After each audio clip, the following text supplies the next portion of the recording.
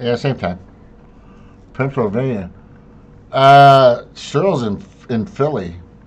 Oh, anyway, howdy and aloha, everybody. This is James of Montauk. It's kind of an open mic night. I've got the fantastic and always wise and clever Dominic.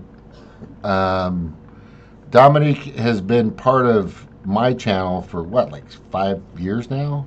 5, 6. I've known you for like 5 or 6 years, right? Yeah, yeah, probably more than that. Back when we used to, talk about Bernie and how he bent over and all this other stuff, and now things are just nutty. What were we just talking about? We were just talking about the craziness that was happening now and how everybody is just, I don't know, impervious. Is that a good word? I mean, to sum it up.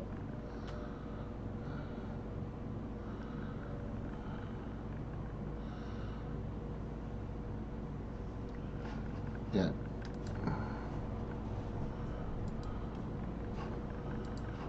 Right. I think that's a lot. With a lot of people, they don't want to hear what's happening, because what's happening is really so big that I don't think a lot of people can get their heads around.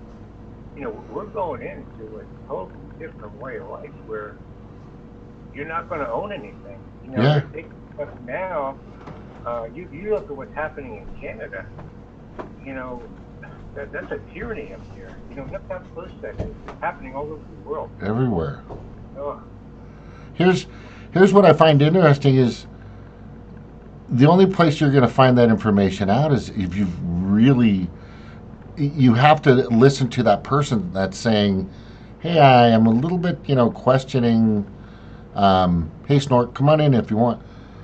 You want me to send you the link? But anyway, howdy and aloha, everybody. It's James of Montauk. I don't think I had my volume up, but anyway. Yeah, what I'm finding interesting is it's to get that information, you've got to jump off TV and and it's hard to find us. It's hard to. And shadow ban is real. It's when they had those hearings, when the posturing and the baloney and the dog and pony show that they put on these hearings. Cruz and all these other guys are, going after Zuckerberg and, YouTube and Twitter guys. I forgot their names, but they're just saying it. Yeah, and it's been out there, and Project Veritas brought it up. Basically, they are truly and absolutely controlling the airwaves to their direction. That's bottom line. So knowing that's actually happening, you're not going to get that just by watching MSNBC. Fuck no. You're not going to get that kind of with Fox. You're not going to get it with Al Jazeera or BBC or Democracy Now! Has turned into shit. They used to be somewhat viable and and had some good reporters, but we're just at that point where they're doing whatever they can to stifle the little bird in your ear, information war, really. It really Yeah. is, because you control what people think and you control that person. Yeah. Have you watched the Last American Vagabond? All the time. He was on my show. That guy there is a wealth of it. He does Yeah. such a great job. He- Him and the Corbett report and those guys there. Yes. Yeah. I'm going to talk to James Corbett sometime. I have a feeling. But, yeah, Ryan Christensen, he got pulled off of YouTube, and they pulled his account, I think, off of Google, too. And the day I was kind of already trying to get in touch with him, and he put his number out there, and I called him, and he answered the phone to his, business line. He goes, I don't normally answer this, but what's going on? I go, I'm James of Montauk. I'd like to have you on, man. This is getting crazy and out of control. Sure enough, he came in. Steve and I talked to him, Stevie and I, and it was an epic interview to kind of lay out what's happening and as soon as Alex Jones got screwed over, right? We all talked about this, and we've been talking about this for years. But as soon, like 3 or 4 years ago, it was like 3 years ago, I think, when Alex Jones got pulled, we all said in our circle, It's just the beginning of the draconian tyrannical system that's coming. And yeah. Do it. Like they'll take a guy like who they demonize, like Alex Jones. He does say some wild stuff, but hey, you look at some of the stuff he said, like the frogs are gay. I mean, that's true. I mean, the frogs are changing their gender. Yeah, that's proven. But right. they use him, and I'm not sure about him because the people that are controlling things are very clever. This wasn't just happening by accident. It's happening now. This is part of a big plan. It's not an accident. No. No. And they'll take a guy like Alex Jones, and then they'll make him look like a crazy man. Okay. Yeah. But then they'll use him, and if he says something that's legitimate, then they can say, that's Alex Jones. He's a crazy man. Like same thing they did with David Icke. You talk about like David. Oh, he thinks there's lizard people. But David Icke is another wealth of information. Yeah. Look, nobody's perfect, but you have to at least question it. You have to at least listen to it. That's the problem that's happening out there. Is I want a plethora. I want a plethora of information flying at me, instead of what mainstream media is giving me is what the corporate elite industries want to give me. I want to hear what's really going on, or what could possibly be going on. I'm interested in UFOs. I'm interested in lizard people. I'm interested in Masonic and all. Whatever. Whatever you want to throw out there, I'll take a listen to it and I'll fact check and do my due diligence. And like I always say, chickadee check myself before I wreck myself. And I'll figure out what's going on.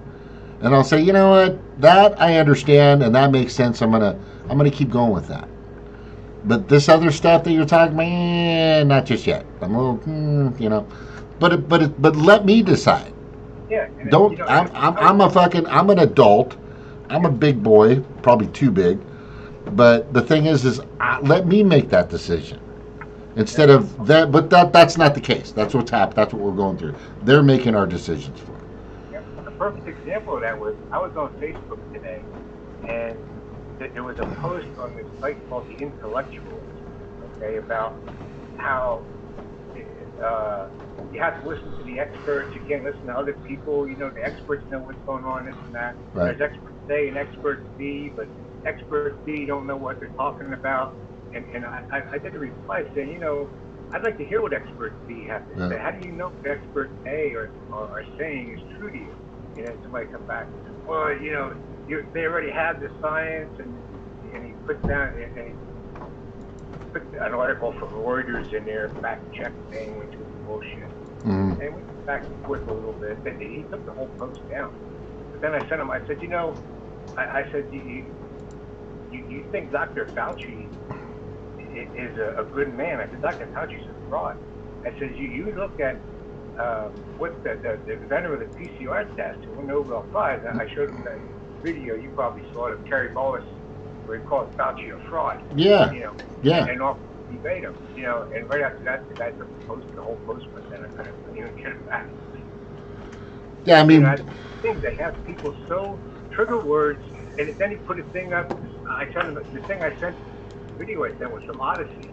Then he sends me a link that Odyssey is for right-wing white supremacy. It's just ridiculous when they have these people's minds, so welded shut that they're afraid to let any other information in.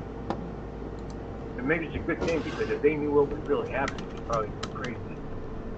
Yes, that's something that I want to stress to everybody is, if you're throwing this information at people, telling them that the COVID thing is just a big circus, they're probably gonna want to shoot you, right? They literally at that point. So you've got to ease in.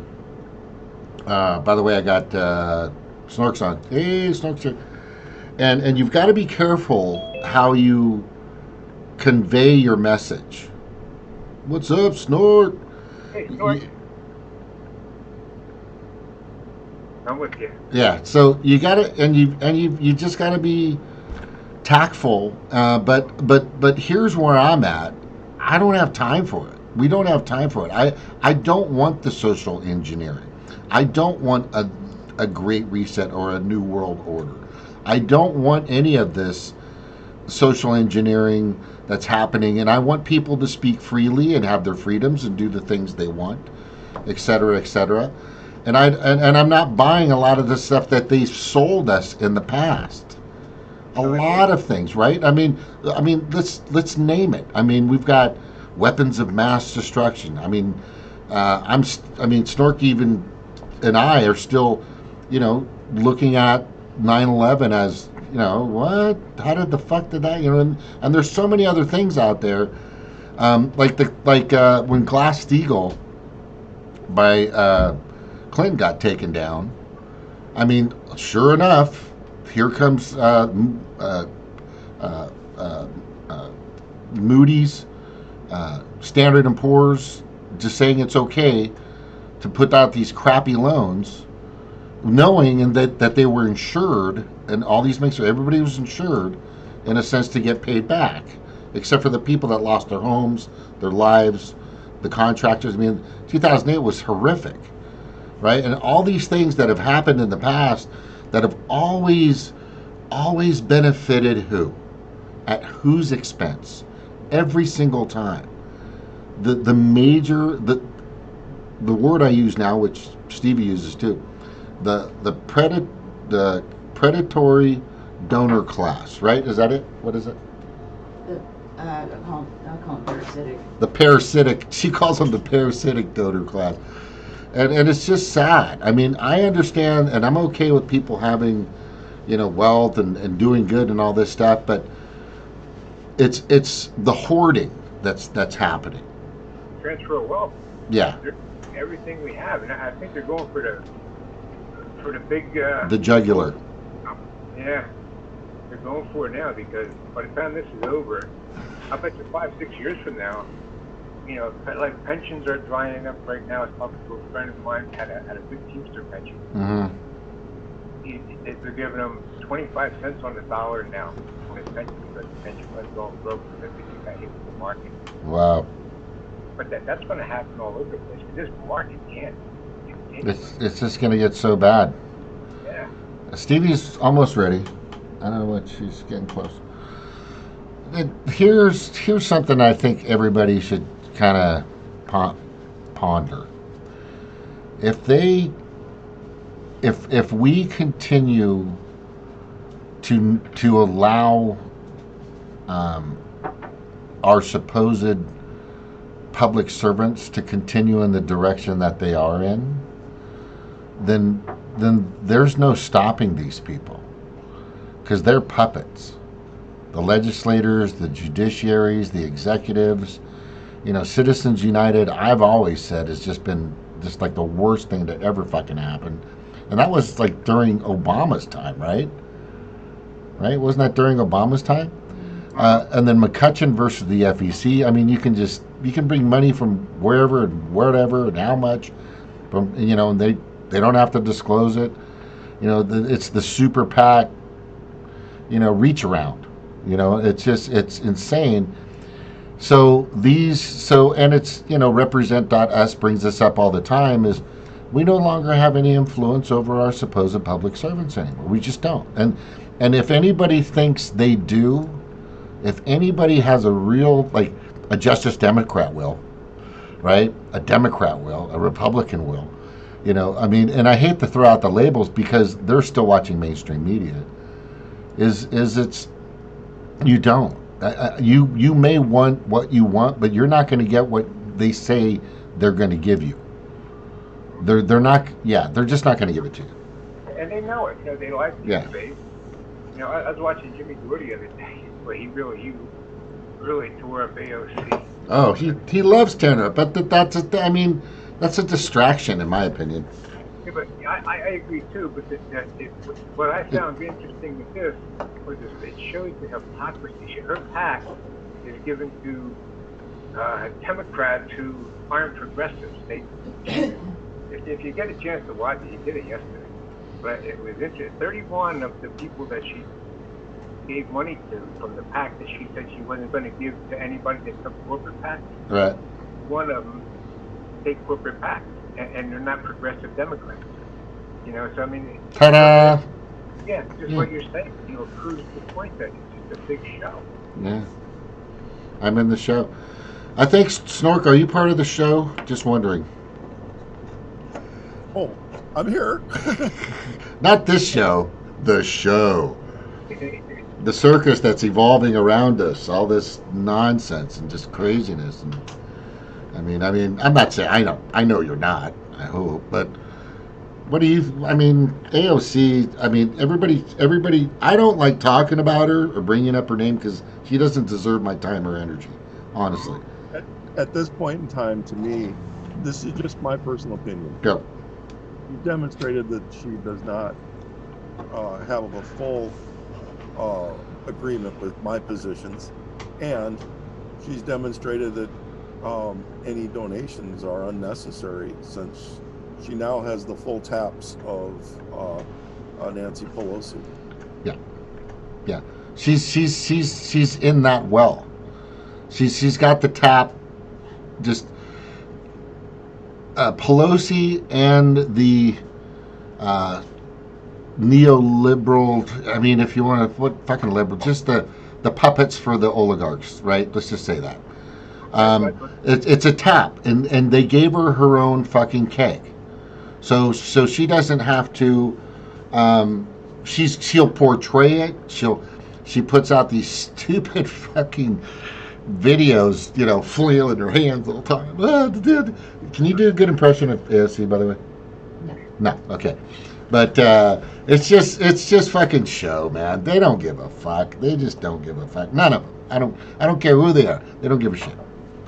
I mean, give me one person that you think, because I already know there's a name out there and people say it, but give me one person that anybody can give me that really truly cares and is not like somewhat connected. So it's kind of a two-part question to that well, or who, you know, and the only name that's coming up that I've heard thrown around, and I'll answer that for you guys, Nina Turner, right? And the thing about Nina Turner is she's like a big friend of Andrew Yang, and you know how Andrew Yang just loves Joe Biden and on CNN all the time, and that guy's just the greatest. He's so brilliant in his opportunistic process. It's impressive, but he's not going to do anything.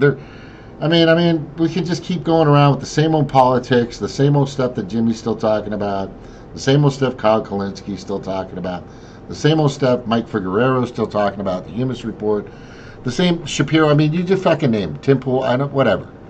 It's not doing anything.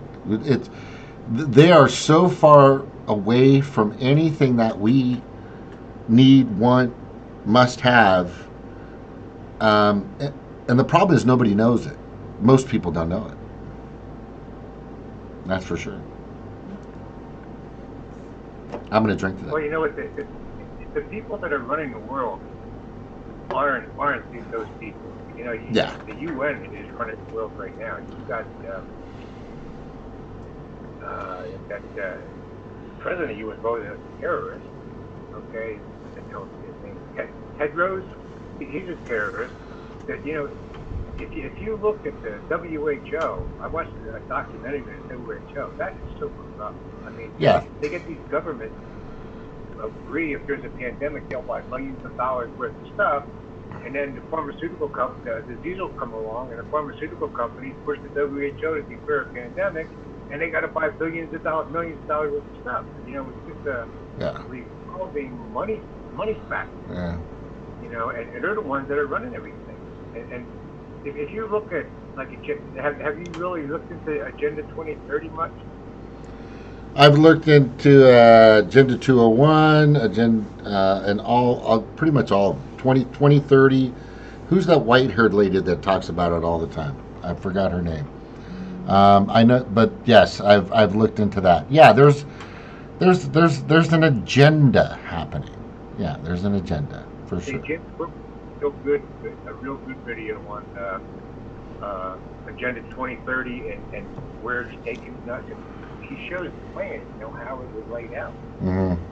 But those are just so, and most people can't look. Like, since I retired, like, oh my God, my mind has just been overwhelmed with how much bullshit was transpired, but most people don't have time to sit at the computer like 6 hours a day and just like look at this stuff and watch these videos of history and doctors talking and conversations like we're having right now. People don't have time to do that, and their world is what they see on MSNBC and Fox News and all the corporate-owned stations, and they think Reuters and places are valid sources. Reuters is owned by Rothschild. It's an information. What we are a war. It's an information war, and they're changing our society. Our society is, going to be dependent on the government if you do what the government wants. They want this universal basic income. They want to get the travel pass with not the travel pass, the vaccination. Right. We're coming into a real purity. It really upsets me because when I look back. I'm here. Go ahead. Sorry, I'm just letting you know I'm here. I'm just. Okay. Be right back. When I look back, and I saw guys killed in battle, trying to preserve our country. That's what I thought. It's a bullshit thing, but I mean, deep down, we were preserving the Constitution, and those guys. That was a horrible death, that people died preserving something that we felt was worth it. Now, you got these green-haired people running around censoring people and, taking all the freedoms that we fought for. They're just going right down the toilet. And we really can't let it happen. I don't think many veterans are going to let it happen, because my position now is this is an illegitimate government, and I have no reason to expect them to do anything in my behalf. Yeah, I mean, yeah. And I think people have to start standing up like that. They don't want the veterans to have their Memorial Day motorcycle ride. Now, if they won't give them a permit.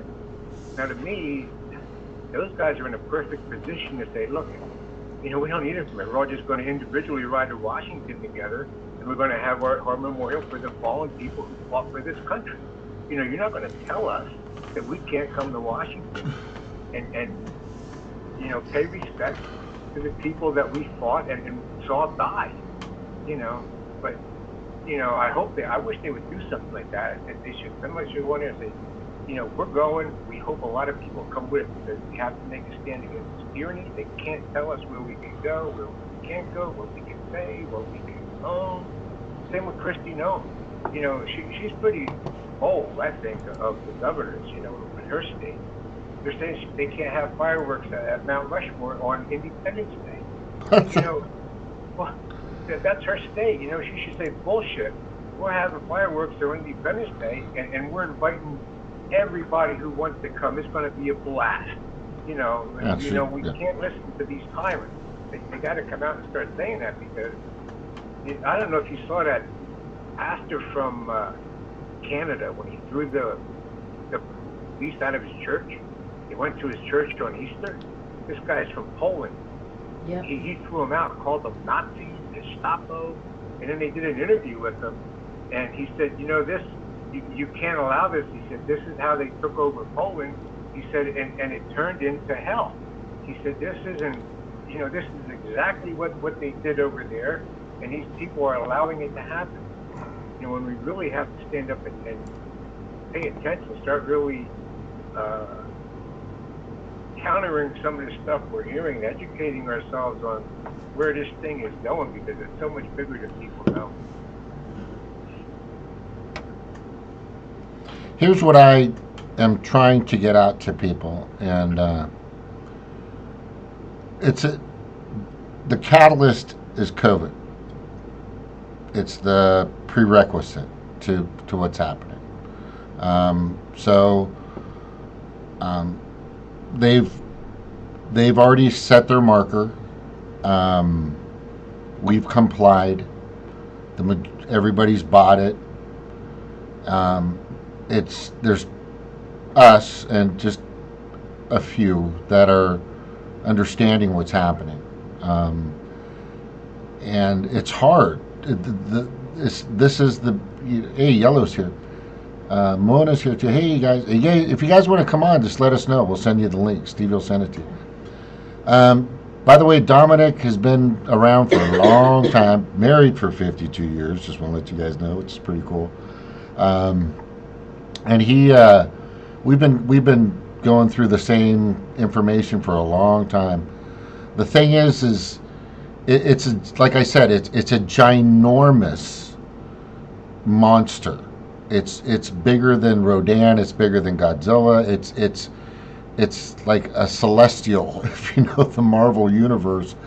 Whereas to battle this thing, and because mainstream media and nobody, I mean, when's the last time anybody gave a buck to, MSNBC or CNN? I mean, nobody, right? But we buy their products, and but the advertisers are the people that are funding our legislators, our judiciaries, our executives. So they're with them. They're with the big industries out there. One being big pharma, the other one being big oil, the other one being the military industrial complex, et cetera, et cetera, et cetera. And it's a giant. It's so fucking huge that it's almost overwhelming. But I think if we can, and I think Frank Analysis said this today, which was brilliant. We've got to stop listening to these people. We've got to stop, and we have to start bringing up our own solutions, and go against that grain, for sure, is what you're saying. And we have to. We have, in a protest, a general strike. It's not just a general strike just to get, a better $15 an hour, because that ain't going to go far in fucking California or New York, right? We have to have a general strike to take our freedoms back. I mean, take our First Amendment rights back. Julian Assange is still in jail. He's dying there, basically. Our privacy has been completely interrupted and compromised. Our Fourth Amendment. I mean, I don't really care if you have a tank parked in your driveway as long as you're not a psychopath, right? It's the thing is and they use this divide and conquer against us all the time, which he brings up, and a lot of us bring up. Yellow brings it up, Anthony Reyes brings it up, Mona brings it up, the Die brings it up, everybody brings it up. Convo Cats, the divide and conquer. So the labels never help. I just don't like doing the labels. It's just not good. But we have to all, at some point, find a place where we can come together. Now, I do know that Derek Bros has Freedom Cells, if you guys have heard.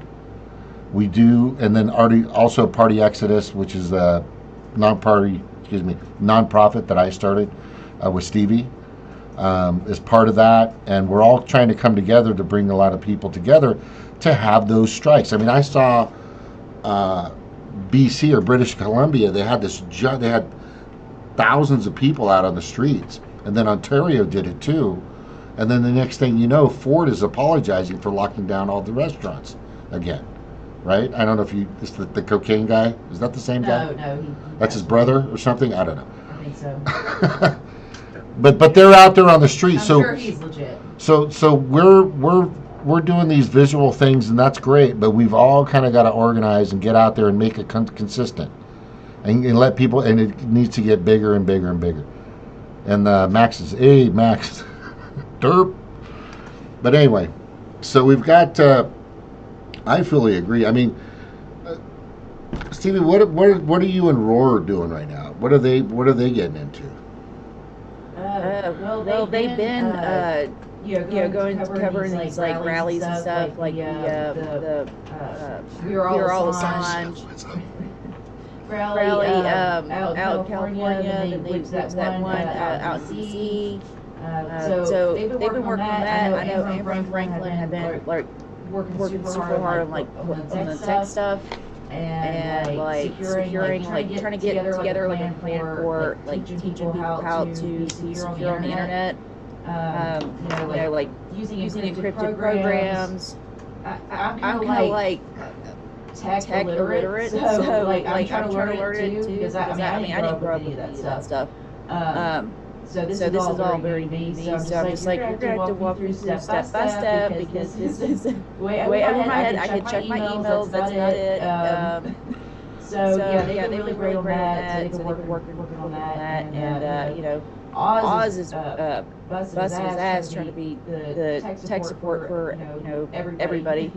And Sleepy, I know Sleepy J does that too. But we just got a new person over there, Hunter. I just met her tonight. She's going to be helping us out with like tech behind the scenes stuff.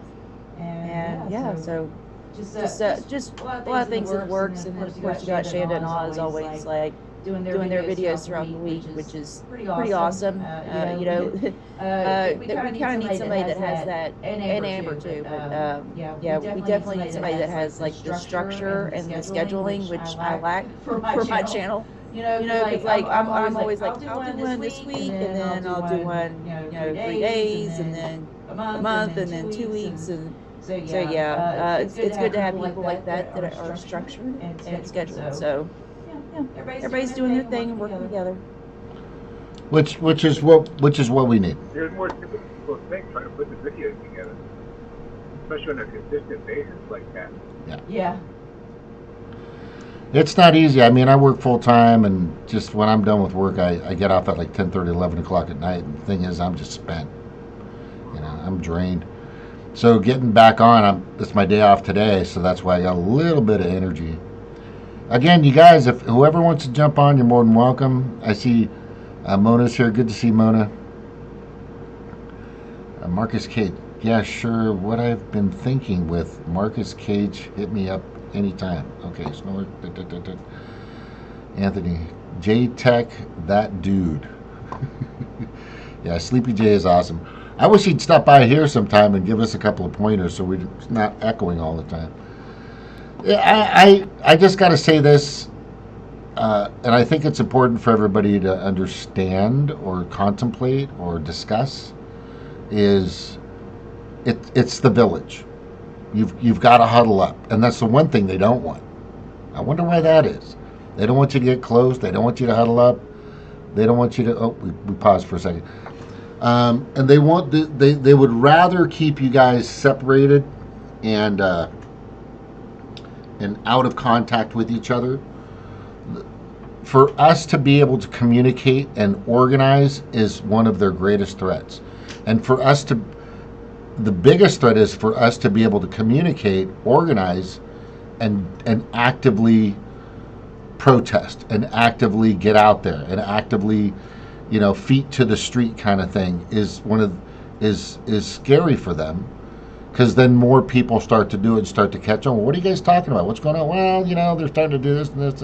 You might want to look into it. And then they start to put the pieces together. And it's not a very big puzzle because you can see it happening. It's like right literally on your face, right, of what's happening out there. And that's what we have to do is continue to have these conversations, but put it into action. Put it in like Dominic's talking about.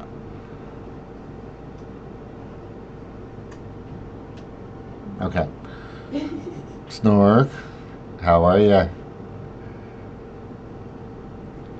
He's muted. Did I mute him? I didn't mute him.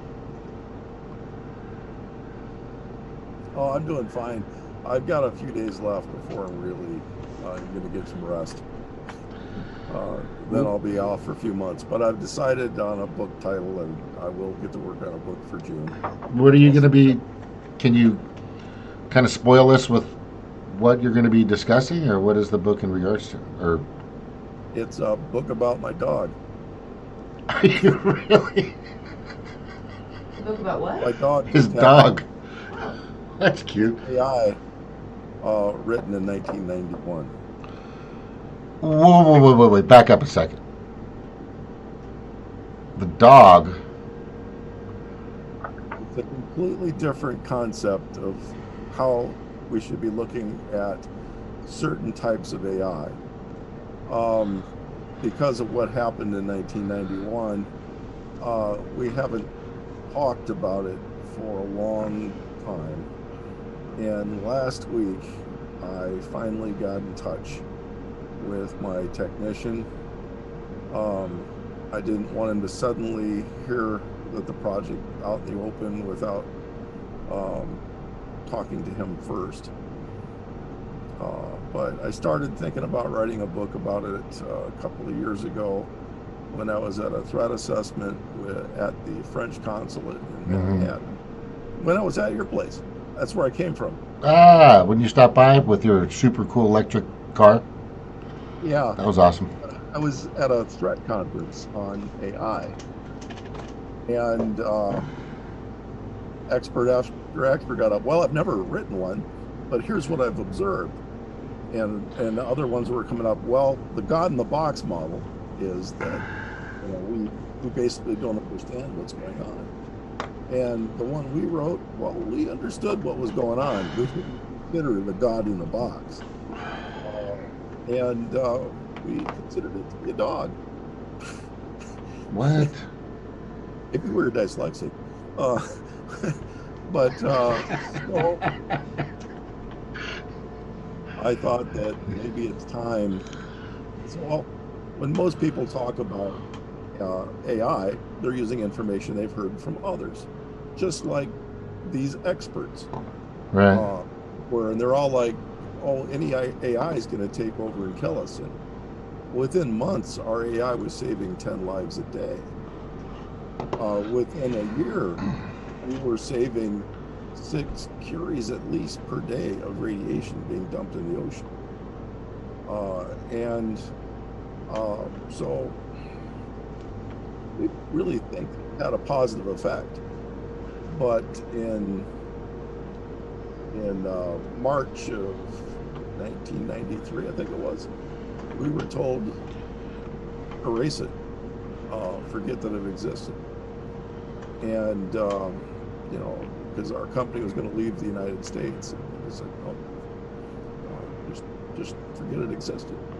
But now other AI exists, so why not bring it out in the open and give people the view of my dog?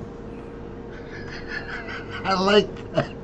The dog in the box, the God in the box. So Stevie and Glory brought this up on one of their shows, the NIST, or is it Nest? NIST? Do you remember that? Yeah. And how, it's in our hands right now. They're going to start using whatever form they can of AI to do a lot for them. And we're talking about the CIA, right? That's going to have control over the most powerful computers and everything at their disposal, which of course you'd have to think. Of course they are. But with that being known, the rest of the world and even myself, and if you're not, staying up with the times in regards to AI, I don't know if that's the right hands where that should be in. Right? Again, I believe it's people's misunderstanding of AI is that just like with any device that you ask a question of and you get an answer back, do you know you're asking the right question? Sometimes you can ask children a question, they'll give you an answer, and they're weaseling their way out by giving an answer. And definitely it's a skill that politicians have. So how did I ask the question that I'm sure I got the exact question that I wanted? Well, that's still coming from the humans. And I think one of the things I wanted to bring about was the problems that we solved with our AI. Our AI never understood. And again, our dog in the box was our AI didn't have all knowledge. Like most people have this panicked idea because the major news media needs you to tune in every night to see what's going on. They need you in an ultimate statement of, or condition of panic, that if you're not watching the news every minute, something's going to happen that's going to kill you. So they need ultimate villains constantly in your life, and AI is a good one. You know, if we don't do this, the Russians are going to have AIs. If we don't do this, the Iranians' AIs are going to kill us. So basically, we need to understand what makes a benevolent AI and what makes a non-benevolent AI, to understand how to regulate and understand what to be looking for as a threat. So when you come down to it, it's not the AI. Just like with a gun, it's who's pointing it at you, who's deciding to push the trigger. So with an AI, the AI cannot tell what you are, what you're doing, how you're doing it. So basically, it's posited. It is set to somehow look for a condition and act. So you have to be looking at who is telling it what conditions to be acting on. And it's more to me as who's got the hands on that type of power. Who's training the dog? That's what you're who's saying, making right? decisions with it. Yeah. And what we noticed was right off, the more data you Right. had, the more you could use. Yeah. Who's training the dog? That's the concern. Who's giving the dog the orders? That's the concern. That's a great analogy. Perfect. Because if I would train the dog to, and it's been done where they're creating already different types of structures, that houses that are being built with particular types of clay mesh fibers to build houses, and they're printer houses, go in circles. You know what I'm talking about. And then you have AI that's also, you say, this is what this device needs to do. Now make the best product or device that helps it, and it creates this really weird looking, like an A-frame, like A-frames now for Formula One cars that are out there are created by AI, which is, if you look at them, before they were just like a triangle, like an A-frame. Now they look like spider webs, thick spider webs, right? It's just so AI in a sense can be so helpful, but if in the wrong hands, is what I'm saying, or whoever's training the dog, right? Well, most people don't realize that all these AI, the ones for the cars or whatever, they don't just type in design me a car. So what you might see is a portion of a structure starts off as a triangle, and you might put a hole in it. And the AI is using a framework. It's like you've already put the dog in a yard with a fence. So the case of the designing, it's optimizing based on what it originally learned. So it doesn't come up with the idea that an A-frame is going to be in a certain place. It comes with the idea of where to put the A-frame and maybe move it a little bit. So one of the best uses I see is I have a CAD program where I can put in support, and then I can say minimize the amount of material in the support that still maintains 75% of the strength. So I can greatly reduce how much material I use. In a car, acceleration comes down to what your mass is versus the power of your engine. So if they're trying to cut off a little bit of mass, trying to get a little bit better airflow, tricks like that. But again, It's really not as boundless and self-thinking as most people think it is. But my question is could it be? Well, as you put more things together, it will. Eventually. Right. But simple AI that really don't have a lot of abilities to go out and acquire information for themselves. Right? The Matrix. dodging bullets. I mean, that's a big scare. That is a big scare. A lot of people concerned about that. AI is like the government. Who said it? One of the founding fathers, Brian, always says it on I Am My Clip. The government is a dangerous servant and a fearful master. I think that would be the same can be said about AI. Mm-hmm.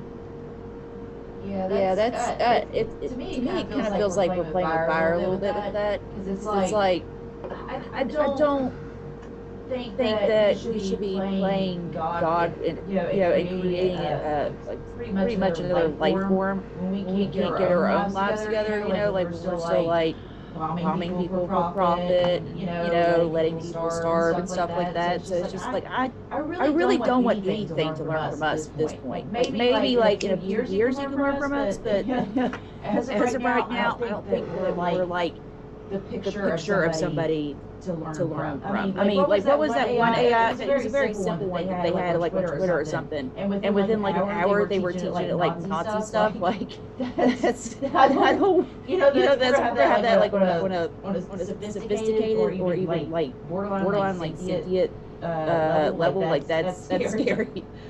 Yeah, but you touched on one thing there. You said playing with fire. We still haven't mastered fire. We still burn down houses all the time. So we do always need to be aware of what our limits are. But many of the learning types,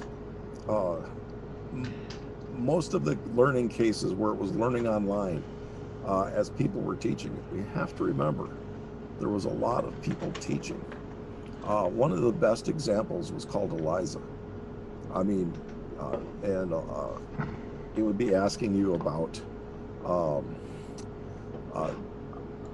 can't remember if it was Eliza that would start off, think of an animal, and then it'd ask you for another animal, and I would try to guess what animal you're thinking from. And if you'd started with a dog, it said, were you thinking of a dog? And you say, and if you said no, it would say, well, what's the difference between a dog and what you were thinking of? And then it'd have two animals, and it'd have one criteria to tell them both apart. Pretty soon it could tell the difference between four-legged creatures, two-legged creatures, and whatever. But at really no phase was it really the machine that did the thought. I fixed the echo, honey. It had to be told, just like a child. It was picking up this. How to tell the two things apart. So I changed it to my headset. What's the difference between a zebra and a horse? Little things like that kept going on. Every time it thinks it got the exact answer, you give it something different. It says, well, what's the difference? And it knew one more little thing like that. Whereas most of the things, AI, for instance, how many times have you had to verify that you were a human with some Google service where it wanted you to spot the places that have streetlights? Yeah. And actually what they were doing was they were training using all the humans that were logging on to train their AI for mobile vehicles how to tell where there's a street light. So it'd say this picture has one, this one doesn't. And it says, this percentage of people say there's no stoplight here. So it had to, in a sense, it had to get confirmation from us first. Yeah, it was using millions of people to teach its AI how to tell what pictures had a street light in it versus which ones didn't. So then built up the statistical model. If it sees this kind of angle with this kind of round thing so far away from something else in a line, that was a road with a street sign. And so it took millions and millions of hits, and they got people to train it without paying them, and actually made money off of it. And so most of the things that you see with the multiple pictures and spot this, you're just teaching an AI how to drive on the road. Check your mic. I think I fixed it. Yeah. I mean, when it comes to those little pictures too, I'm just like, I didn't realize it would be that hard to prove I'm a human. Some of them are a little tricky. They drive me crazy too. Stuart, can you know anything about CRISPR, the way they designed DNA? I was watching. I was on a project with CRISPR on a process called transfection. I developed a device. Somebody was looking at a way to change one cell to do things like possibly No, I fixed it. I swear I fixed it. restore a diabetic's ability to make insulin. And but other than that, I was not the biological expert. I was there for how do you get one piece of DNA into one individual cell. Mm-hmm. I was watching a video, Never Lose Truth. I don't know if you've ever watched her. She does good videos. But it was a mirrored video of a CIA presentation. Oh, I forget, like 2015 or was a few years back. They were talking how they can actually modify this DNA to where it'll have, he said you can make anything with this CRISPR. You know, you can make a cell and do anything, you can plant any information in it, and he would actually implant it like a moving photo in there, like a horse riding. And then they replicated that, and it was 2 horse riding. So he said you can put like, and what they're doing is they're experimenting with this, trying to get it into people's brains where that they adapt better to higher altitude training or higher altitude, so that they don't have to carry so much gear with them when they're in a high altitude. This is for military use, so when they're in a high altitude situation. You know, it's just amazing. I want to get the link and I'll post it in the chat, but I did this, and this was like, I think 3 years ago, but with this vaccine that they're having now, it's technology. After he talks, could you say something? mRNA. Yes. Yeah. Messenger RNA. Yeah. And what they can do with that, More than a like the baby. atomic bomb of biology. They can, you put that in the wrong hands, and you can really create a monster. Yeah, CRISPR is one of those things that definitely need to add to the list of things I need to learn. For sure. CRISPR is like a biological micro robot in a way. It is I think they explained it more like it's almost a virus, so it can act like a virus, but that it looks for a certain sequence in the DNA or RNA to cut, and then can place another section in. The problem with it is where you have to be sure that the sequence that you're trying to place is unique enough that only that sequence gets replaced. So you won't want it to go accidentally get shot in somewhere else. And there used to be a computer game called Tetris. Love that. Okay, DNA works like Tetris. So you have a strand of side of DNA hanging out, or an RNA, whatever, strands hanging out, and chemicals fall onto it. The chemistry has different atoms that are hanging on different parts of the molecule. So in essence, you'll have the 2 different molecules or atom sets that have to fit together exactly, or they don't fit. So it's not going to become a replicable chain until everything can build along it and pull off. So it has to recognize completely, right, what it's supposed to slap into, just like Tetris, for that row to appear and the What was that? section to be released. I can't hear you. And so that means No, I've that got it the must be AI ready wrong, to go. No, I want to or do it something starts else. to be dangerous. Okay. And after that point, I'm not literate enough in the area to really explain it much more than it's like a game of Tetris. So what you really don't want if you're playing a game of Tetris is extra pieces falling in out of the air. I'm looking for that link now. I'll put it in. That really, I think it's about 20 minutes or so, but it really is pretty informative. So, is this what you're talking about? Something like this? Possibly, but the game Tetris itself, too bad we can't pull up a version of Tetris. If you saw it, I'm sure you might know it. I think it was popular throughout the 80s. No, I'll get it. I got it. I'll bring it up. Give me a second. It'll take 2 seconds. Go ahead. But to me, it's the best way to describe how a DNA recognizes and builds what it needs to, so it won't release something until its complete sequence is gone. So all your proteins, once all the pieces are together, it just flings it off. Here, let me. I think I got it. Hang on a second. Everybody knows what that is, but it's. Just give me a second. I'm almost there. I don't know why it didn't show it. I got it. So there's Tetris. I used to love playing this.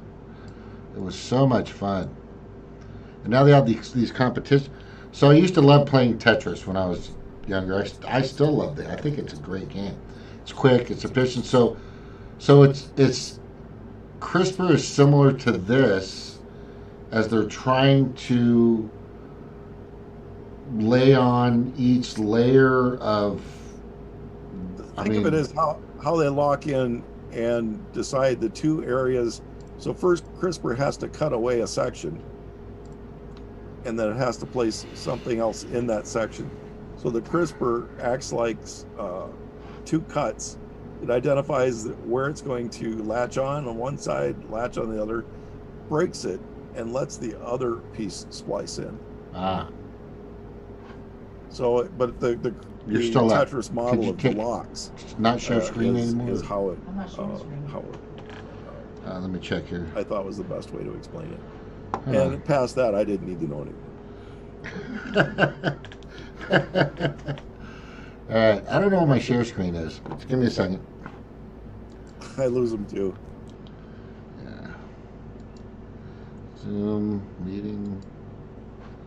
It's right here beside chat, like you're at the very bottom. Yeah, but I think you're still sharing. Well, I'm not.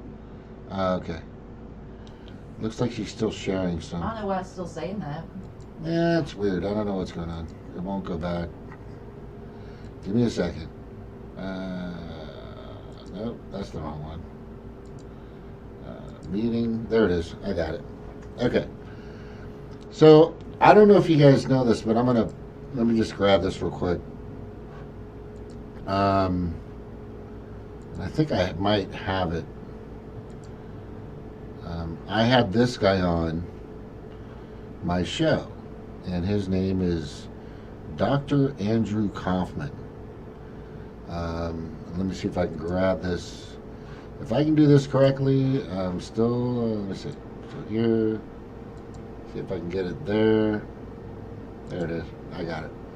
So I had him on my show, and he explained kind of generally how CRISPR works.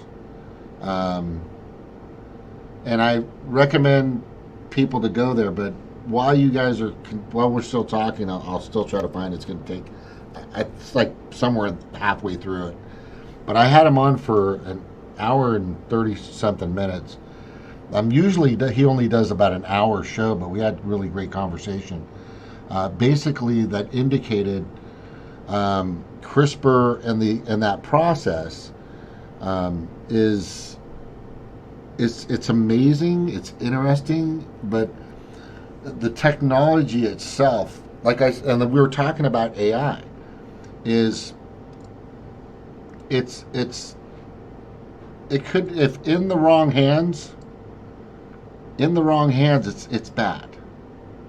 In the wrong hands, I mean, I mean, Snork, everything you want to do and everything you try to do, and I have to commend you, is saving the planet and all of its inhabitants. You're on the same page I am. Dominic's on the same page I am. Stevie definitely is. A lot of people that are on this channel understand that. But there are people out there that with this that have this technology like completely. They don't just know a little bit about it. They don't just kind of have a little bit of it. They are completely absorbed in this, and these people that are out there are doing some things to our planet, our country, the people, the 99%. That is, heinous and wrong and terrible. The wars, the disease, all this crap that's happening. So it's the point is I'm okay with you playing around with this stuff, Snort. I'm okay with Stevie. We're actually concerned about having the well. Is that and one of the other people that was involved in the project is dead, so I don't know. Whoa! What? Like dead? Like because of natural causes, or just all of a sudden just passed away? Cancer. Okay, the rest of life in a sense. Yeah. So, so we never published a receipt or completed it. Right. Really. One of the concerns is how closely it represented or resembled a weapon.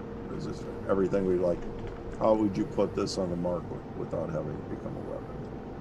And that's what my concern is. The first thing that I think their process, and when I say they, I'm talking about the parasitic donor class that's out there in these industries, these people that are just hell-bent on just ruling everybody in the world, is getting a hold of this stuff, whatever it is.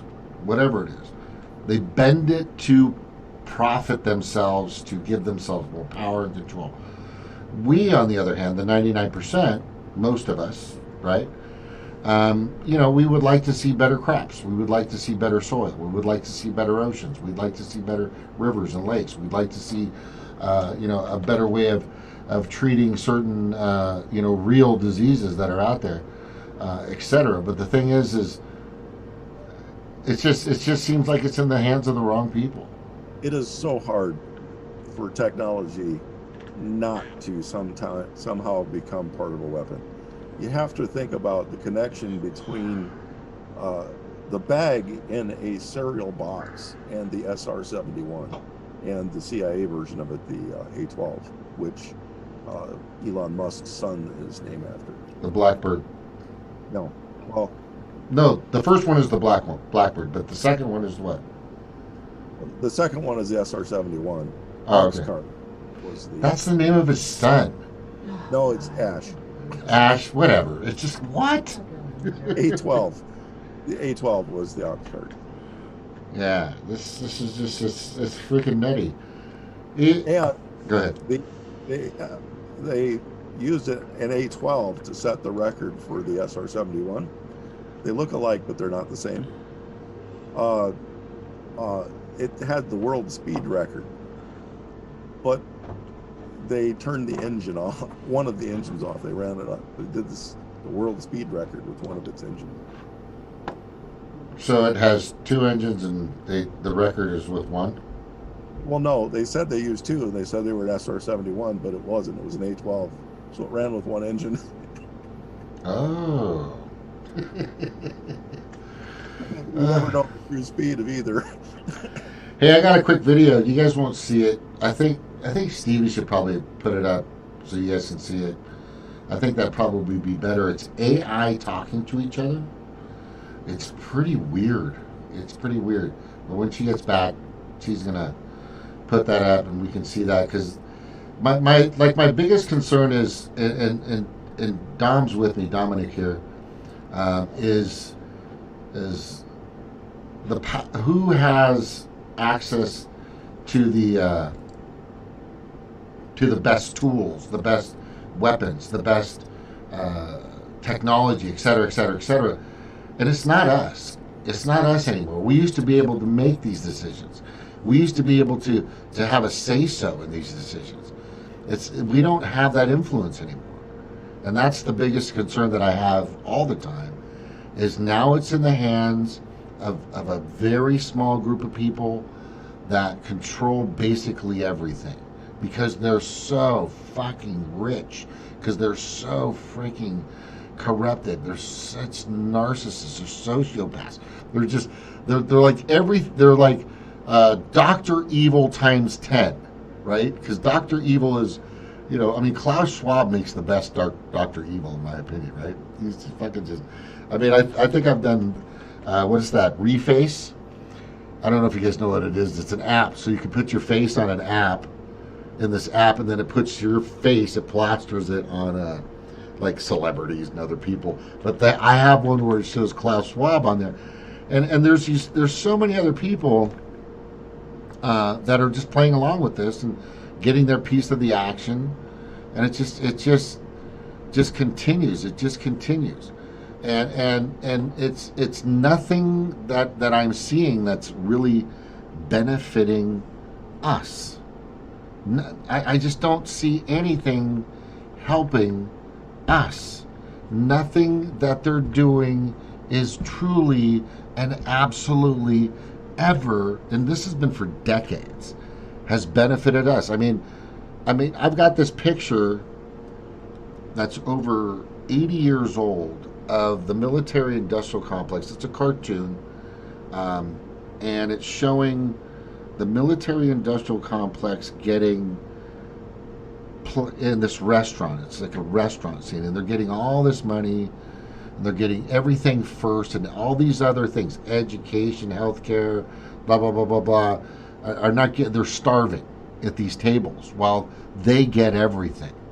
This is 80 plus years old. I mean, when are we finally, or gonna say, hey, you know what? Maybe this system isn't working out for us. Maybe we need to make our own. Maybe we should start doing something for ourselves these days. And I'm part of that. PartyExodus.org is part of that. Freedom Cells is doing it. At the village level, because now I think it's about the village. It's not about so if you are in Iowa, if you're in Pennsylvania, you're in Pennsylvania, right, Dom? Yeah. Or Shirley, she's in Philadelphia, and other people are all over the place. Your little town, your little community, and it doesn't have to be that town and bring in that city council member. No. It's you individually. And what Frank Analysis was saying today, which I thought was also brilliant, is it has to be done. We can't keep depending on these people to be our saviors, to save us anymore. So what I thought was, just to add on to that, was be your own savior. Save yourself, not like libertarian wise, where everything is just me, fuck everybody else, but help your fellow neighbor, help your fellow, at the village level. When I was younger, growing up in Hawaii, I had to learn about Hawaiian politics, the way it worked and how the system worked. It used to be from the top of these mountains, they draw these pies, they go up there and they look down, and somebody would wave and they put these rocks, these giant boulders, and they would separate areas into pies, and then they'd have, each pie would have an ali'i, which is a king, which is not the process I'm talking about. Usually the kings were fatter for some reason, right? But anyway, because they were given food to make decisions. So whoever gave them more food would get the decision, right? Is this not what we're seeing now? Right? Whoever gave that ali'i, that king, more food, that ali'i would make the case or make the judgment to benefit that person who gave them more goats or chickens or pigs or fish, or taro root and stuff like that. It's the same fucking thing. So what I'm saying is forget the lines, forget the elites, forget the kings, forget the hierarchical. Everybody come together and do what's necessary for yourself. That's where I'm at. That's where I'm at. And then together, you and you're. It's weird because you're locking arms. You know, ants don't serve grasshoppers, right? It's you who need us, right? The movie A Bug's Life.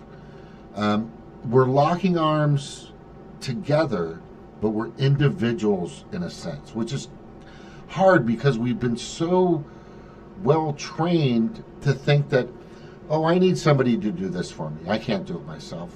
I need to find somebody that has the charisma, that's like Obama, that can get up and speak and do this stuff. Sure, you can have a representative that speaks for the village. That's fine. That's fine. That can get up there and make the case, you know, for everybody else. But that's the extent of it. They don't represent. It's not about them getting the position of power and control. It's about making sure. So you could pick anybody.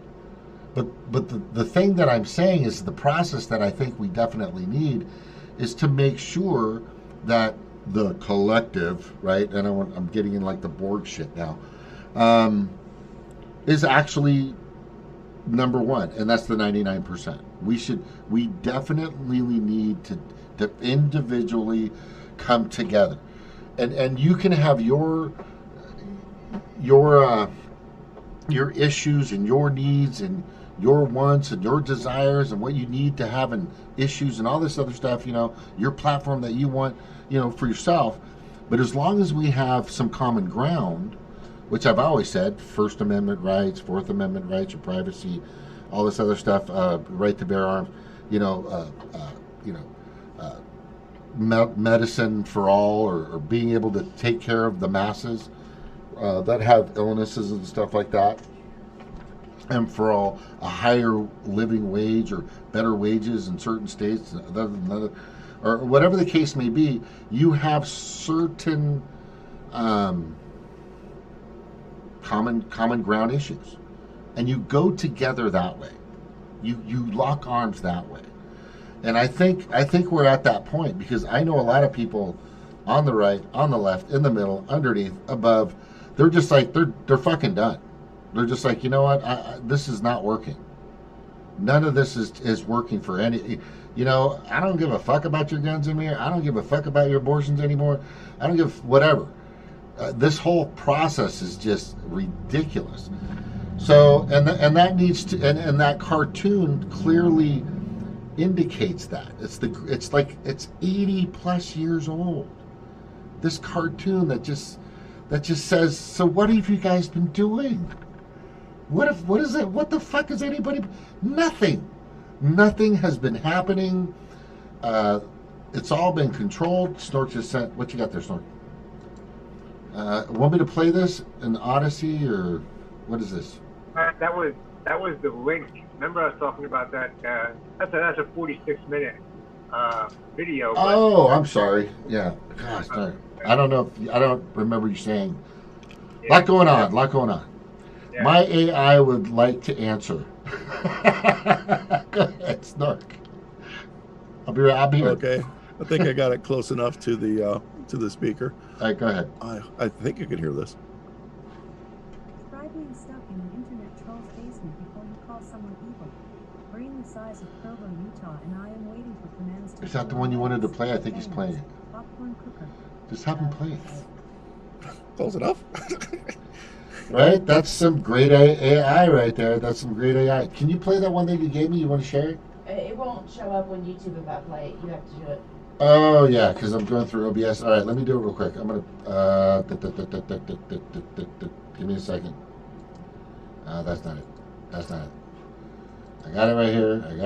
Here it is. This is... I'm going to... Hopefully the sound will come up.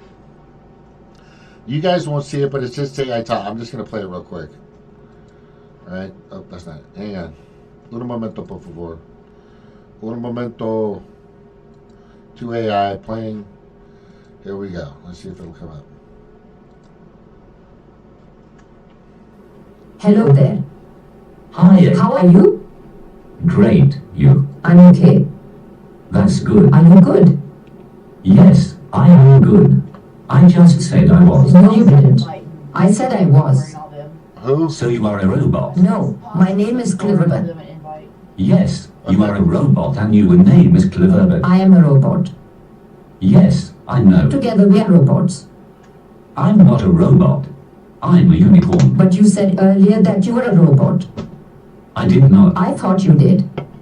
You were mistaken. Which is odd, since memory shouldn't be a problem for you. I've answered all your questions. No, you haven't. What is God to you? Not everything. Not everything could also be something. For example, not I'll be right everything there, could hang be on. half of something, Hang on. which is still something, and therefore not nothing. Very true. I would like to imagine it is. Do you believe in God? Yes, I do. So you're Christian? No, I am not. But you say you were not helpful, therefore you're a meaning. Why you say idiot? That does not make sense. Don't you want to have a body? Sure. Au revoir. That's freaking crazy. That is just wrong. That is freaking crazy. That is just wrong. Oh my God. Like less than a minute, and do you believe in God? Already, like right off the bat, like right there. Fuck, that's that. They went from, you're not a unicorn, and then, next thing you know, do you believe in God? I'd hate to see the conversation 5 minutes in. You know? Yeah, I'd like to see the conversation like an hour in. They're like beating each other up or something, and who knows? I know you are, but what am I? I know you are, but what am I?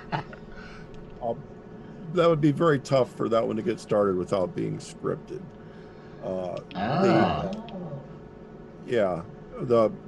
The questions tend to be related to each other. Like the best one I ever heard was they started off by a human asking the question, "What do you think of Surrey?" to Google. And somebody put that in there, right? Somebody put that in there. That's what you're so saying. the human starts off with the "What do you think?" and they start off with pretty good things they can't get sued for in an answer. Right. So what if we just gave them the visualization for themselves so they can see each other, and then just put them in front of each other with a screen and a camera, and they're just looking at each other and they're just standing there. But would it, I mean, if you put a circle there instead of a person, they would talk about circles forever. If you put a square there, they would just talk about squares, and maybe at some point talk about circles. So it's the direction that we give them to start. But the biggest concern for me is just out of nowhere, just like if you've seen Ultron. Remember Ultron?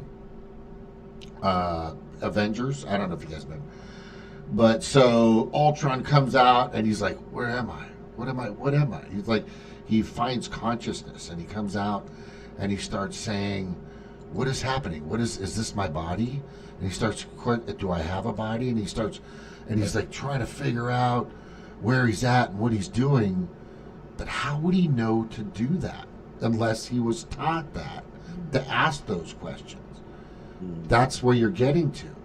So he would have to have something that was already implanted to have to if so, like if, for example, if nothing's there, it's blank, they have visual, they're in a big white room, they can't see anything else, it's just white.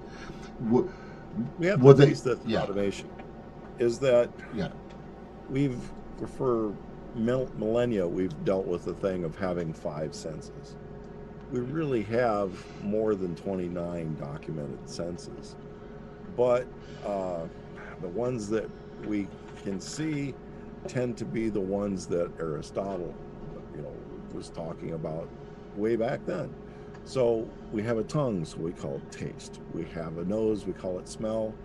We have vision, we call it sight. We have hearing, and we have touch. So when it came next was, we really didn't realize that our sense of standing up was a completely different sense. It's in our ear, but it really isn't connected to hearing at all. So equilibrium. Our tongues can also sense temperature, but our body, fluid pressures and all that helps us sense motion. We don't have to see our arm to know where it is. We have positional capabilities other than touch. So we can tell pressure, we can tell a lot of things. We have more senses of smell on different parts of our body than we knew about 20 years ago. Please chime in, because I got to look for that video so we have on more CRISPR. than, we have more taste and smell than just with our nose and mouth. So one of the things in working with automated systems, even the sense of being yourself, that you just said, oh, I am, that is considered a sense in itself, that being able to tell you are. Telling that you're present in a body is another. They had over 2 million different solutions in this. Locational awareness, your ability has to talked know about them not isolating viruses in the past. So he, even though he is a Nobel Prize winning virologist, take it out of someone who's sick lung fluid, just one single person. One of the things and that it's got teaching a robot, genetic material from at least 100 different sources, with all the bacteria that live in your body, interesting things over the years, and done some interesting experiments. But what we're talking about here is all of this conjecture is based on this false computer modeled genome. And it takes a while to get people to start thinking when they're working with automated systems, because if I'm trying not to hit you with something dangerous, right, I have to know you're there. I have to know that you can't handle something dangerous. I have to know what is dangerous, what to go on. And if a simple machine doesn't have those capabilities, and it can still move something that weighs a ton, a few inches really fast to hit somebody, it can cause significant damage. So in going over this with other people, I constantly have to say that you have to replicate every sense of a human the more you want to interact with humans. Yeah, I mean, that's kind of amazing, because we know that there's of the 5 senses that they told us that we have, right? We know that there are people that can be born without those senses. You can be born blind or become blind, you can become deaf or whatever, but as far as these other senses go, so you could have a sense that everybody else, or everybody else can have a sense that maybe that you haven't tapped into or don't have the capability to tap into. So like what you were saying, like a sense of self, or a sense of reference points. Like there could be people out there that aren't even aware of senses that they don't have that others have, or that they have that others don't. That's pretty wild. About I've only known one person that has an extra ability to see an extra color in their eye. But as far as people that have a deficit, yeah, we can call it Mr. President.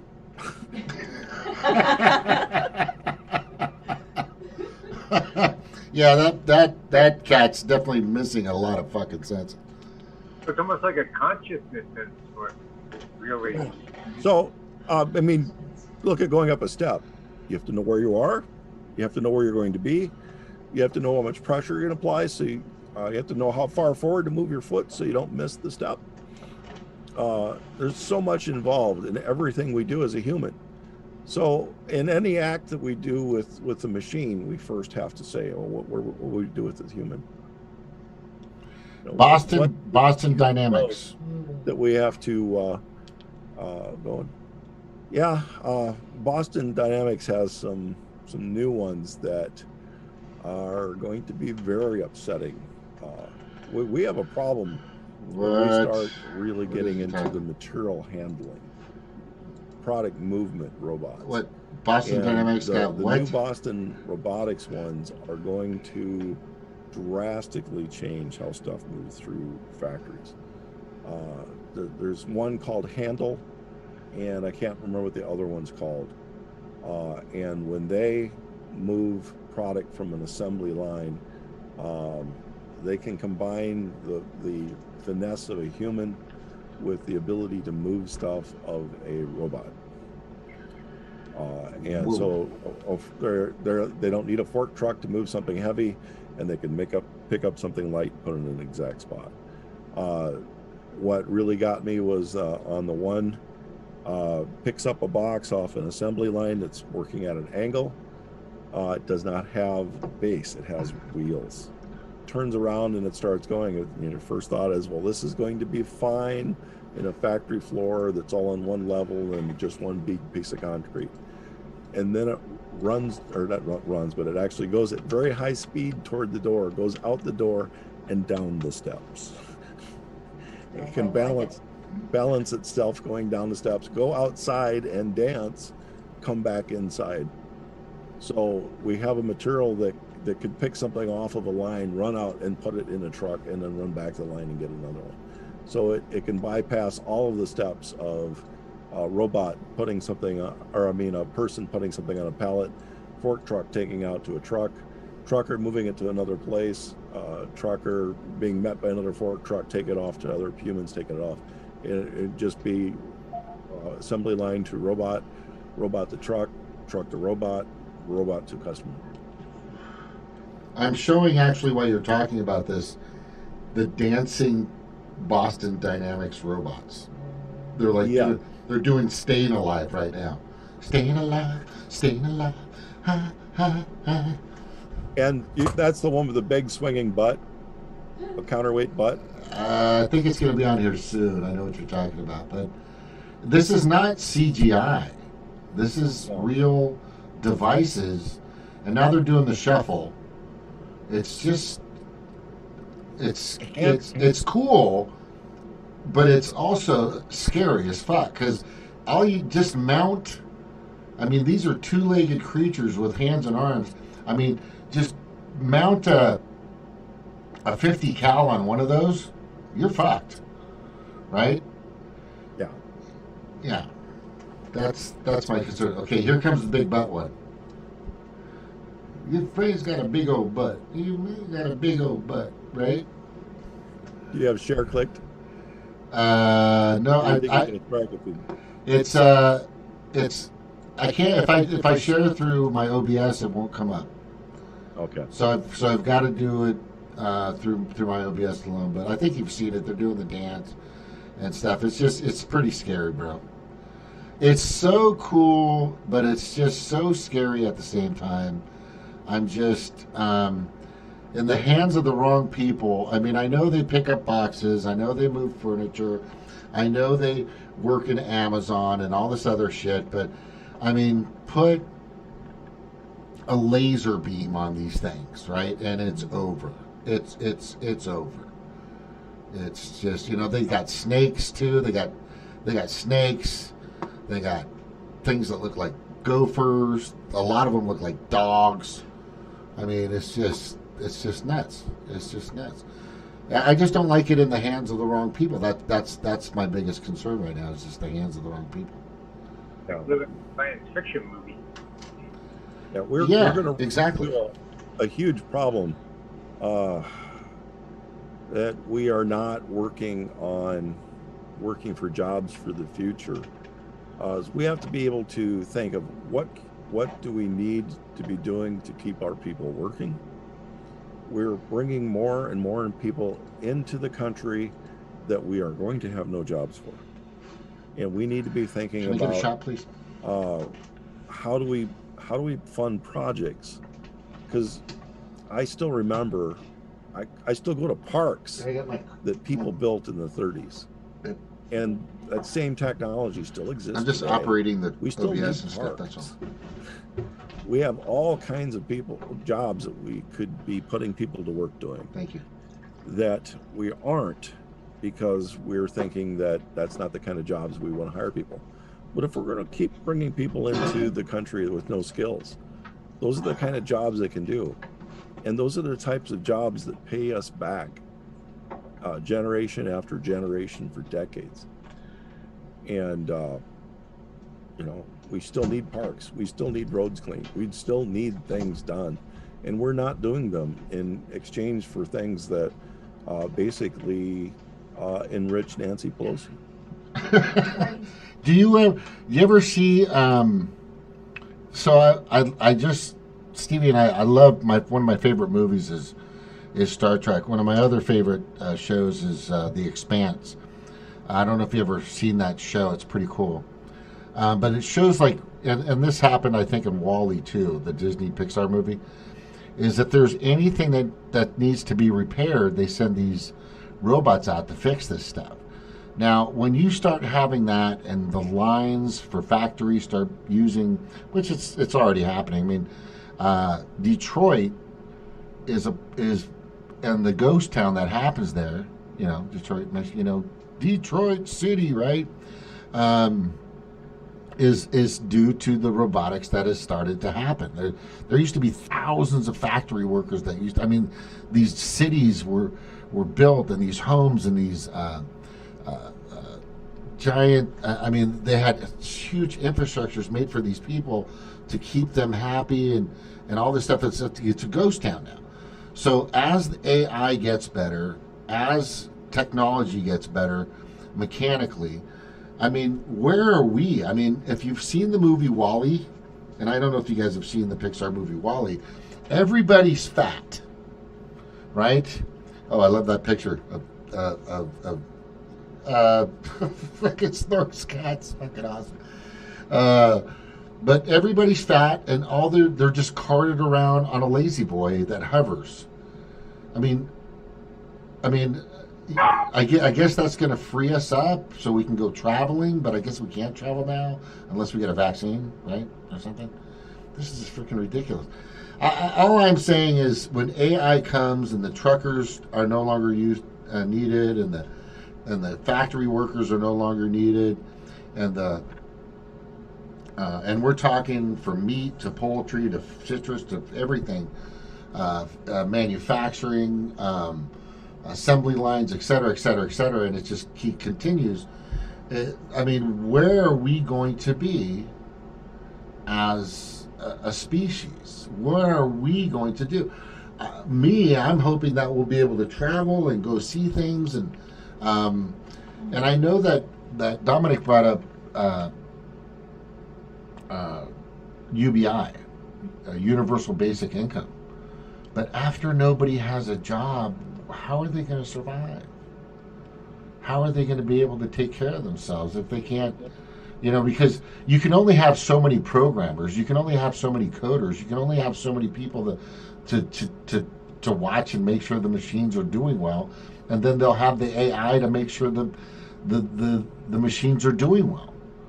And then they'll have another machine to make sure that the guy who's the AI that's watching the AI is being watched by the other AI. So at a certain point, and we're talking, this is kind of already happening, but as time goes on, where do we fit in? Where are we going? What are we going to be? For me, I would like to be behind me where I used to live at the island of Kauai, surfing, paddleboarding, canoeing, sailing, what I used to do all the time when I was younger. That's where I'd like to be, right? But not everybody's going to be able to go there. It's just, we have a big... I'm sorry?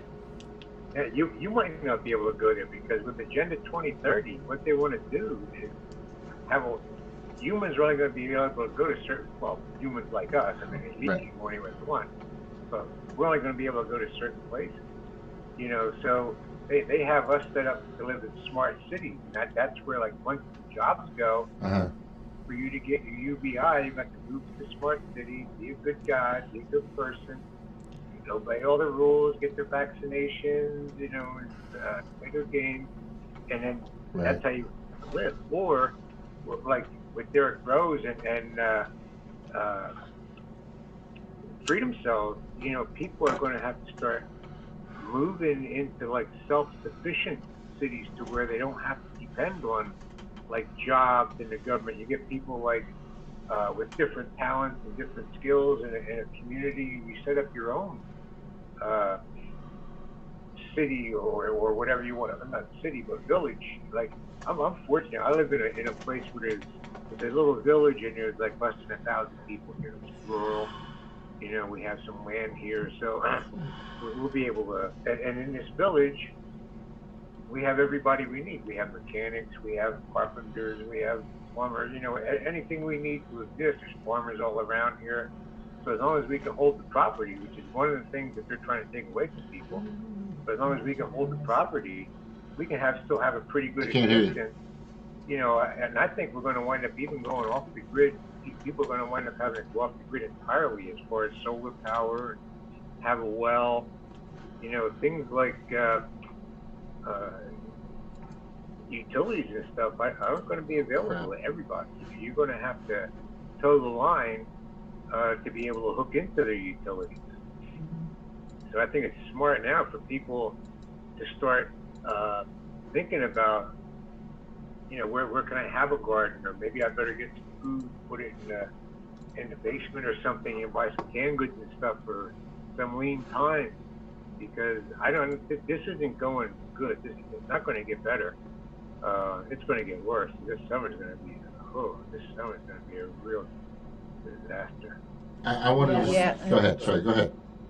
Well, yeah, I was just going to say, like, exactly. I mean, we have to definitely work on our self-sufficiency. I wish it was just as simple as just like leaving the grid and going out into the forest and, you know, like planning things and taking care of ourselves, because if we did do that, you know that they would, our government, corporations, they would step in to make sure that we weren't an example to the rest of the world, right? So it's like we need people to do that, but we also need people to like be vigilant and like it's a three-part process is how I see it. It's like you need people to kind of take care of the old system, people to build the new system, and people that deliver like mutual aid. Because I mean, if not, like they're just not going to let you just walk off. You know what I mean? Like you're like the grid. Because, they're not going to let you be an example. Because I mean, we've seen that in other countries, right? Like when they try to like socialize certain things, or whenever there's another country that is like an example of what we could be, all of a sudden they need democracy and we have to invade them, you know, like that kind of thing. So, you know, if we were an example to like, hey, you know, you don't have to participate in this, then we're going to need some democracy. Like that's what's going to happen. But we do need to be careful and like and learn these things, because they don't teach in school anymore. They used to have home ec, they used to teach you how to sew, they used to teach you shorthand, all this stuff, but none of these things are taught anymore. I mean, I don't know how to garden. Like I basically the only gardening tips I picked up is from Snork, and you know, like that's not taught. They don't teach you how to do taxes. They don't teach you about how money works. I mean, there's just so much. They just want you to. Basically, school is to condition you to show up to a job, punch a card, do the work, and go home. You regurgitate information, and that's it. It's nothing about teaching you how to survive or you know, thrive or anything like that. So yeah, we have to start doing these things of teaching each other how to make it in this world, kind of like off the grid. So yeah, I'm glad you brought that up. I put a picture of some holes up. It might not mean anything to anybody. These holes saved America, probably saved World War II, America winning World War II. This is about a half hour from my house. This was the experiment where Iowans didn't have jobs. They couldn't afford to get out to the fields. People didn't have ability to feed their kids. So they made these holes, paid Iowans to make these holes. There doesn't seem to be enough of them, but they were nurseries to grow baby rainbow trout. And then they stocked all of the rivers. After this one, they copied it throughout the state and then throughout the country, so that people could go out and fish. So they would have a little bit of entertainment. Life wasn't that exciting back before the internet, so fishing was very exciting. So people could go out and fish, get a good quality fish to eat, and people got paid to build these. They got paid to make the rest of the park. And as they did, they were able to recover the local economy. But again, from here, after that, they built what was called a CCC camp. And then CCC camps were copied from this place across the rest of the country. After they were done, they turned, well, as they got it going, they basically made a park, a state park that still uses the restrooms that they built during the CCC. They've got a bunch of buildings like this for families to have parties, weddings, and whatever. If this was any other state, this would be a national park. Well, I'm not seeing the cities. I'm seeing like circles. It looks like a trout farm. When I used to live in Vancouver, BC, I had a buddy who had a trout farm. Yes, trout. Yeah. They were rainbow all trout. The United States, but Canada's not the United States, but they probably did the same thing. They made these trout farms to get a lot of quality meat out to people fast, because a trout grows fast, and it grows simply, and it grows with waste that can be other parts of the corn that the people don't eat. So you can convert it to a lot of food for a lot of people quickly, efficiently, and it was a very inexpensive way to get food to people, so this was the first one, and now it's sitting there. Doesn't even have a plaque saying what its relevance was. If I didn't go there when I was a kid, and actually when my father would get laid off, we would go fishing. Right. And in fact, we had a John Deere plant in this area that whenever the John Deere plant was doing poorly, basically every other factory in Iowa shut down. And if they shut down, the other operations shut down. So everybody would get laid off in the state. And go fishing at the trout farm. Go fishing at the trout farm. Well, or the streams around it. Right. And, so after they were so big, they would, because what used to happen at this trout farm is they would come and pull out so many and throw them in certain lakes out there in parks, etc. It's just where, constant. It was just constant. That still happens to this day. They restock these small lakes and stuff like that in certain parks for people to do their public fishing, which you still have to have a license. But the thing that I am concerned about is, and I would love to see us to be more self-sufficient and do the village thing, which I think we're all getting to, and I know Freedom Cells and Party Exodus, but is that more efficient?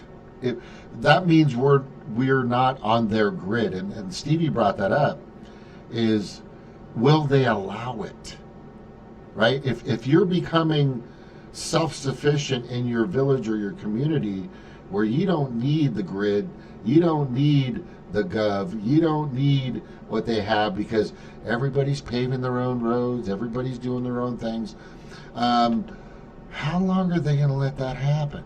That's the big question. As long as we don't stop them, and it could come to like a shooting war, because people are like, where I live here, it's a lot of veterans and hunters and outdoors people. Yeah. And they're not going to let somebody come here and say, I know for a fact that people here would die. Like I would die before I would give something to somebody, lay down and let somebody. Of course, and I'm gonna say right now, Dominic, they're okay with that. Yeah, but so am I. But you take a couple with them, and they're okay with, and they'll label you as a Columbine.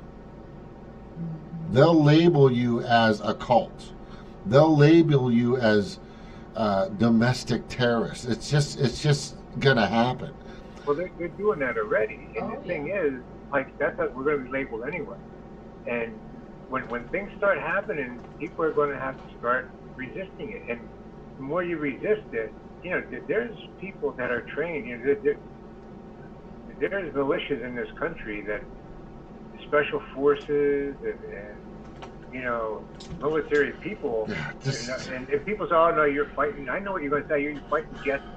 I fought in Vietnam. We were so overwhelmed with the well, guerrilla warfare. Well, the guerrilla, not just the guerrilla warfare, the tenacity, the courage of those people. Like, we weren't fighting for our home; they were fighting for their home.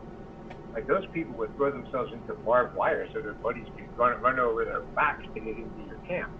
Wow. That's what you have to be able to do to preserve what we have. If you're not willing the sacrifice. But here's the thing. I don't want to see that. I don't want to know that. That could be the ultimate and absolute, direction, the absolute place. So what I think we need to start doing in regards to Derek Rose, Freedom Cells, Party Exodus, and a few others that are out there, the Greater Reset, etc., is do it so that nobody gets hurt. That's the problem. And that's the thing is I just and Stevie's saying right now, I don't think it's going to happen. I think they're going to want absolute and total control. So at this point, there are small, like I said, a small group of people. And when you see the movie A Bug's Life, once you take down, and there's always, what was that? It was Getting Shorty or Catching Shorty. It was with Mel Gibson. He always said, when it comes down to what's going on in a mafia or whatever, there's always, and whoever makes all decisions, there's always one man. So that's happening now, where there's just one person that's actually, from my perspective, the guy behind the curtain, behind the other curtain, in the bunker, right, in a sense, who's actually protected by everything and anything. That person is something that we need to deal with, because they're the one pulling the strings. They're the ones. That is the person that's conducting the orchestra, or the show, or the ring in a circus. What's the guy? The ring announcer. Master. Yeah, the ringmaster, or ring. Yeah, I think they're close, right? And he's dictating all this stuff. And everybody's just paying attention because everybody wants a piece. But what they don't understand is, we need to get people to understand, but is that particular person thinks you're expendable too.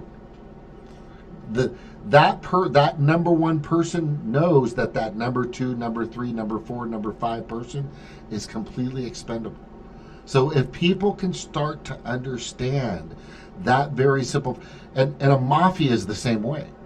A mafia works on that same principle, right? Like kings and queens, like Ben Tyler's talking, kings are always allowed to win, like children.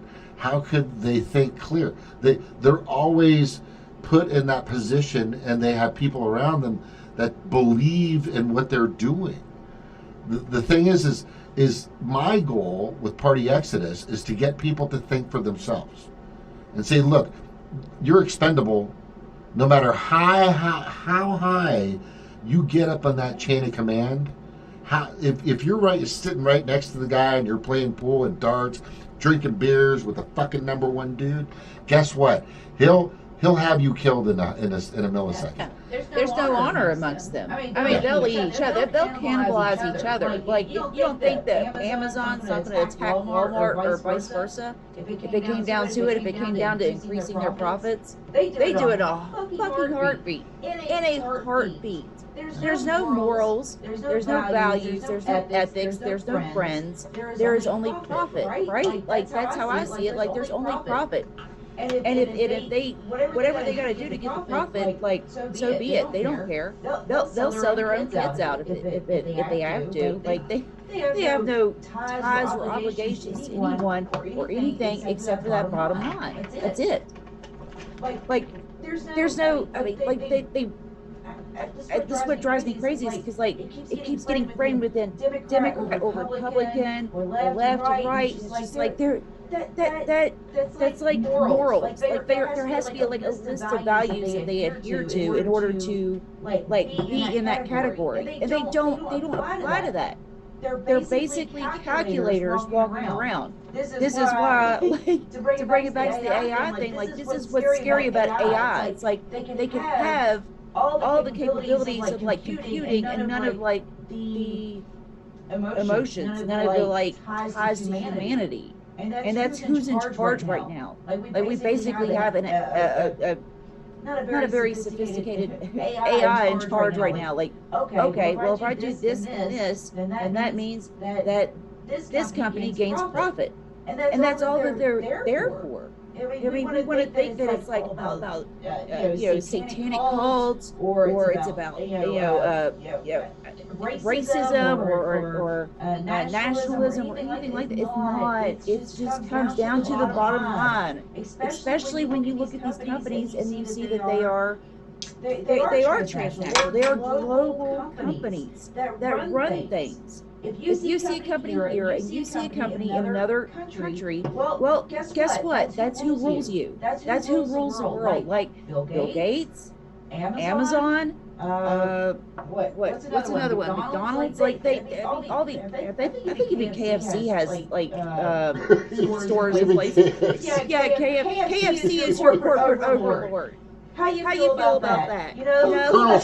Colonel Sanders. Colonel Sanders owns you. Like that's where we're at. It's nothing personal. They don't care about you. I mean, just look at Mortal Kombat. It's a bad movie. But at the end of it, this woman comes up to him and she's like, "Look, you destroyed my village. You killed my father. You did all these things to me." And he looks at her and he goes, "That was a Tuesday to me. Like, I don't even know you. Who are you? You know, like that's where we're at. That's who's in charge." So no conscience. That's what you're up against. So we got to get real serious about this. And we got to be really serious, and that means that it's going to come at a cost, right? Some of us are going to get locked up. Like Julian Assange right now is paying that cost, right? He's paying the cost of what it takes to provide journalism, to provide information and truth to people.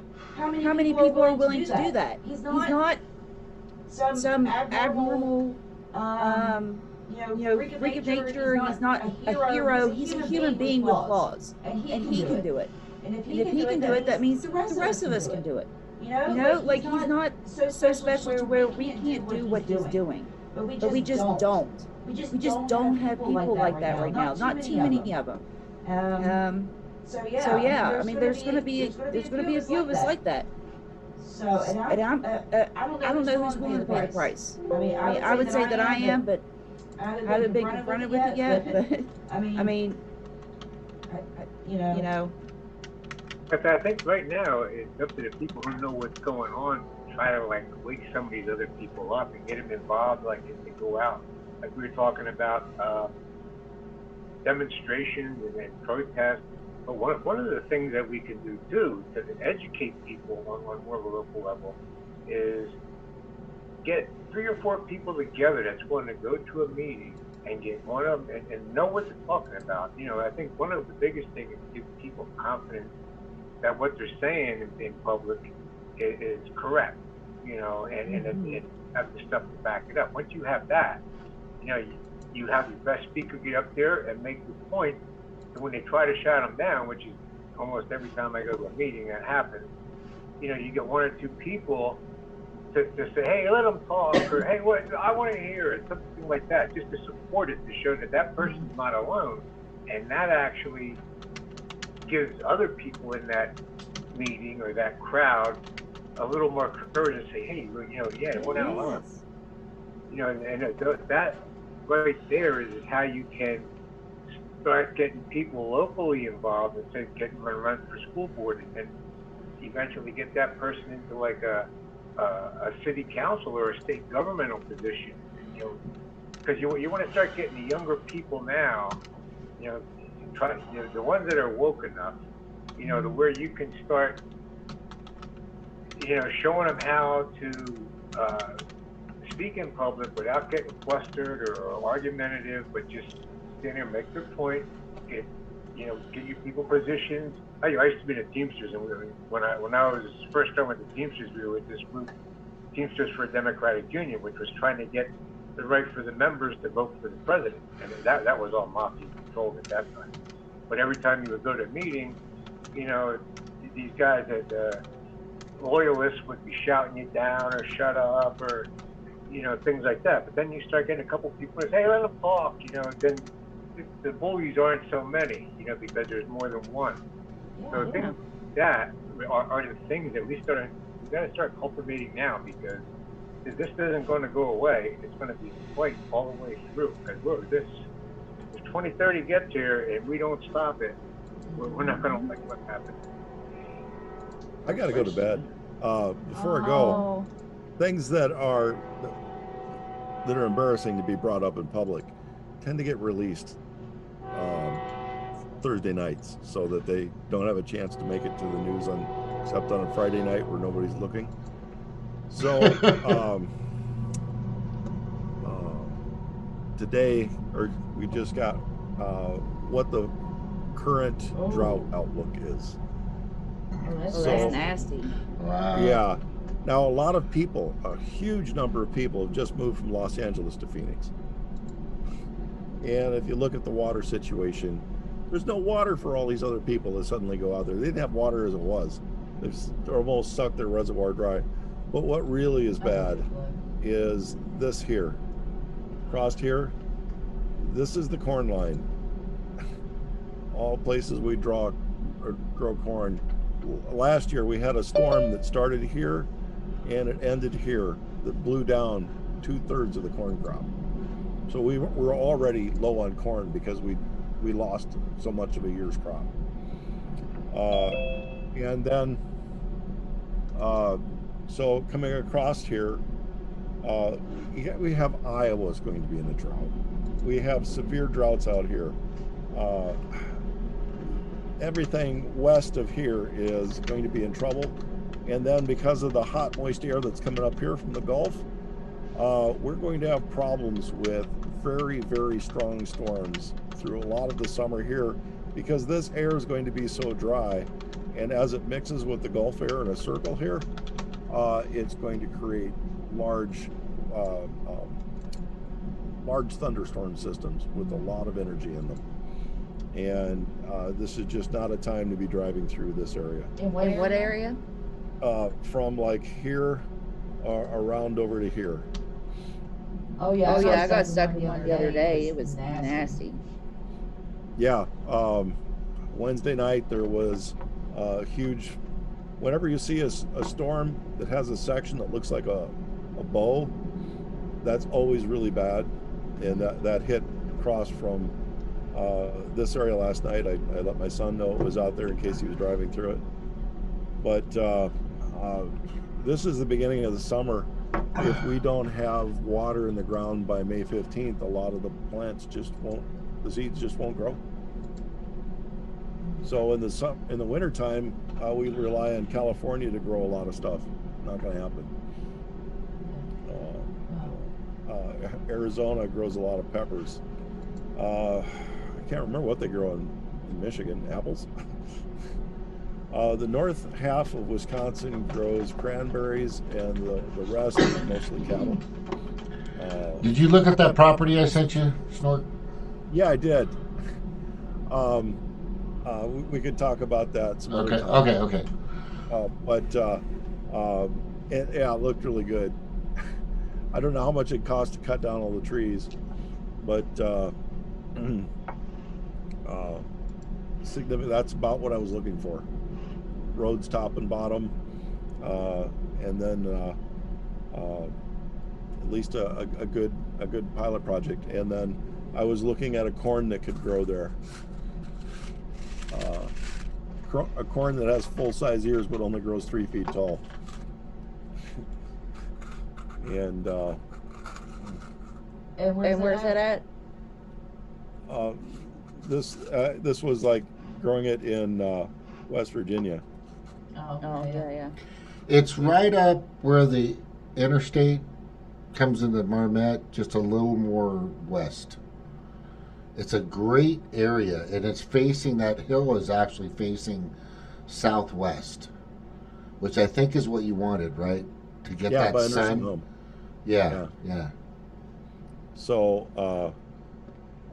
one of the problems with Florida right now is if you don't have rain, and down there they have what are called leach fields instead of a major sewage system. So you don't have water pressure in the yards to push the sewage down into the ground. Honey, you want to keep going? See if DJ Jeff wants to come on? No, okay. The toilets aren't going to work if it gets to be any more of a severe drought. But even Hawaii, most of the islands in Hawaii are going to be in a drought this summer. I let Ben know it's going to be about 20. Yeah, like just for all those people out there in the red zones, I'm just saying, for the past week, it has downpoured rain here in West Virginia, so if you like water, come out. We got cheap property, lots of rain, just saying. Yeah, it's a great place. I mean, I think it's, if it wasn't for the lakes being so, the rivers mainly, being so polluted, this would be probably the greatest retirement state on the planet. West Virginia is also offering money for people to move. Mm-hmm. Was it $12,000? If you want to live in West Virginia and telecommute, they're actually giving you money.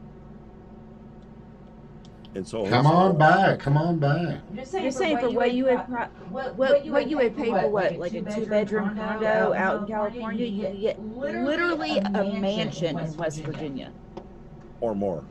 Or more. You could get 2 mansions. You could be governor if you want to.